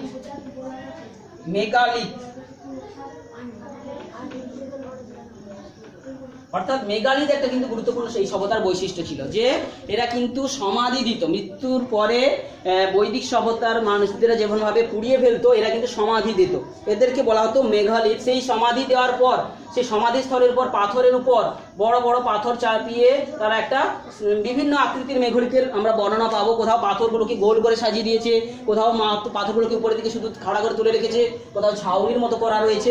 এরকম বিভিন্ন প্রকার মেঘলিতের আমরা অস্তিত্ব পাবো। এইরকম মেঘলিতগুলো বিভিন্ন রঙের, মানে মেঘলিতগুলো বিশিষ্ট প্রকারের হতো। আকারগুলো কি ধরনের হতো, এই যে বিভিন্নভাবে আকার, কোথাও আকাশের দিকে তাকিয়ে থাকতো বড় পাথর, কোথাও বৃত্তাকার হতো, কোথাও বা পাহাড় কেটে গুহার ভেতরে এই সমাধিগুলো দেওয়া হতো। এইগুলোর আমরা কোথায় কোথায় পেয়েছি মেঘলিতের, যে কাশ্মীরের বুরজাহোমে, রাজস্থানের ভরতপুরে, এই ইমাম কিংবা হচ্ছে মহারাষ্ট্রের ইনামগাঁওতে এই মেঘলিত কেন্দ্রগুলো আমরা পেয়েছি। তাহলে এই মেঘলিতের যে কেন্দ্রগুলো কয়েকটা আমরা পেয়েছি সেইগুলো আমরা জানবো। এই মেঘলিতের আকারগুলো কি ধরনের জানলাম। এছাড়া কি এই যে ভেদাভেদ তখনকার দিনে জানা যাচ্ছে কিনা, এই মেঘলিতের যে বৈশিষ্ট্যগুলো দেখে তৎকালীন মানুষদের ভেদাভেদটা একটু জানা যাচ্ছে, যে কোনো মেঘালিতটা একটু বেশি উন্নত, কোনো একটা ততটাই উন্নত নয়। তো এর দ্বারা কিন্তু যে তৎকালীন যে সমাজগুলো পাচ্ছিলাম বৈদিক যুগে অন্য সমাজগুলো, তাদের মধ্যে একটু ভেদাভেদটাও আমরা এখানে জানতে পারবো। এবং একই পরিবারের লোকদেরকে একসঙ্গে সমাধি দেওয়া হতো, অর্থাৎ সমাধি ব্যাপারটা নিয়ে যেটা আলোচনা করা হচ্ছে, একই পরিবারের একসঙ্গে অনেক জায়গায় সমাধি দেওয়া হতো। তো এই যে মেঘলিত প্রথাটা কিন্তু এখনো কিন্তু ভারতে ছড়িয়ে রয়েছে। ছোটনাগপুর, আমাদের যে বিহারের ছোটনাগপুরের মুন্ডা কিংবা আসামের খাসিদের মধ্যেও কিন্তু এই ব্যবস্থাটা এখনো চালু রয়েছে। অর্থাৎ এখনো আমরা কোথায় কোথায় আমরা এগুলো দেখতে পাবো। এটা হচ্ছে ছোটনাগপুর মালভূমি বিহারে, আর হচ্ছে আসামে এইগুলো কিন্তু। এছাড়া পশ্চিমবঙ্গের বাঁকুড়া, হুগলি, পুরুলিয়া এমন সমাধি ক্ষেত্রেও কিন্তু এগুলো দেখতে পাচ্ছি। তো এই রকম এখানে আমাদের ইমামগাঁও সম্পর্কে, ইনামগাঁও যেটা মহারাষ্ট্রের যে মেঘলিত কেন্দ্র একটা, তার কিছু তথ্য এখানে তুলে ধরা রয়েছে, তোরা এগুলো দেখিস। তো এইভাবে আমরা বৈদিক সভ্যতাটা শেষ করলাম। তো আমরা এখানে নিশ্চয়ই বৈদিক সভ্যতাটা শেষ করার পরে হরপ্পা সভ্যতার সঙ্গে বৈদিক সভ্যতার একটা পার্থক্য কিন্তু তোরা করার চেষ্টা করবি। এই হরপ্পা সভ্যতার সঙ্গে বৈদিক সভ্যতার একটা পার্থক্য তোদের বইতে হয়তো দেওয়া থাকতে পারে, বৈদিক সভ্যতার সঙ্গে হরপ্পা সভ্যতার যে বিশেষ পার্থক্য, এটা তোরা একটা পরীক্ষার মতো করে তোরা তৈরি করে রাখিস। তো এইখানেই আমরা এটা বলবো। তো যেটা বলছিলাম যে হরপ্পা সভ্যতার সঙ্গে এই বৈদিক সভ্যতার কিন্তু আমরা একটু তুলনা করে নিতে পারি, যে হরপ্পা সভ্যতার প্রকৃতি কী ধরনের ছিল না। হরপ্পা সভ্যতার প্রকৃতি ছিল যেখানে নগর কেন্দ্রিক, বৈদিক সভ্যতা হয়ে গেছিল কিন্তু এটা হচ্ছে গ্রামীণ সভ্যতা। বুঝতে পেরেছিস? ঘর বাড়িগুলো যে হরপ্পা সভ্যতায় কী ধরনের ছিল আমরা পড়েছি, পোড়াইটের তৈরি বাড়ি ঘর ছিল, বেশ নগর পরিকল্পনা সুন্দর ছিল। কিন্তু আর্য যে বৈদিক যুগের ঘর বাড়িগুলো বাঁশ আর খড় দিয়ে তৈরি হতো। আবার ধাতুর ব্যবহার যদি হরপ্পার ক্ষেত্রে দেখি আমরা, তারাও তামা ব্রোঞ্জ ব্যবহার করতো, আর আর্যরাও কিন্তু তামা ব্রোঞ্জের পাশাপাশি লোহার ব্যবহারটা তারা শিখে ফেলেছিল। এছাড়া যদি ঘোড়ার ব্যবহার, হরপ্পার সভ্যতার লোকেরা কিন্তু জানতো না, ঘোড়ার ব্যবহারটা কিন্তু বৈদিক সভ্যতার লোকেরা শিখেছিল। এছাড়া লেখার রীতি, তখনকার যে লেখার রীতি, যে অর্থাৎ লিপি পাওয়া গেছে, কিন্তু বৈদিক সভ্যতায় কোনো লিপি পাওয়া যায়নি। অর্থাৎ আমরা চ্যাপ্টারটা শেষ করার পর হরপ্পা এবং বৈদিক সভ্যতা একটা তুলনা আমরা করছি। তো এখানে লিপির ব্যবহার পাই না। তো হরপ্পার সমাজটা কিন্তু ছিল মাতৃতান্ত্রিক, এখানে আমরা পাবো পৈতৃতান্ত্রিক, পরিবার বা পিতাই প্রধান হবে। আর কি বয়সের দিক থেকে হরপ্পা অনেক প্রাচীন সভ্যতা, আর এটা কিন্তু অনেক নবীন সভ্যতা, 1500 থেকে 6600 খ্রিস্টপূর্বাব্দ, এটা অনেক নবীন সভ্যতা। আর কি এখানে কবর দেওয়া হতো না, কবর দেওয়া হতো এখানে কিন্তু দাহ করা হতো। তবে কিছু কিছু জায়গায় যে অন্য বৈদিক অন্য সমাজগুলোর কথা বললাম, এখানে যে কবর দেওয়ার কথা, অর্থাৎ মেঘলিত তার যে চিহ্ন পাচ্ছি। তো এইরকম আমরা একটা তুলনা করে এই চ্যাপ্টারটা আজকে শেষ করলাম। তো এইভাবে তোরা এটা পুরোটা ভালো করে খুঁটিয়ে খুঁটিয়ে পড়িস।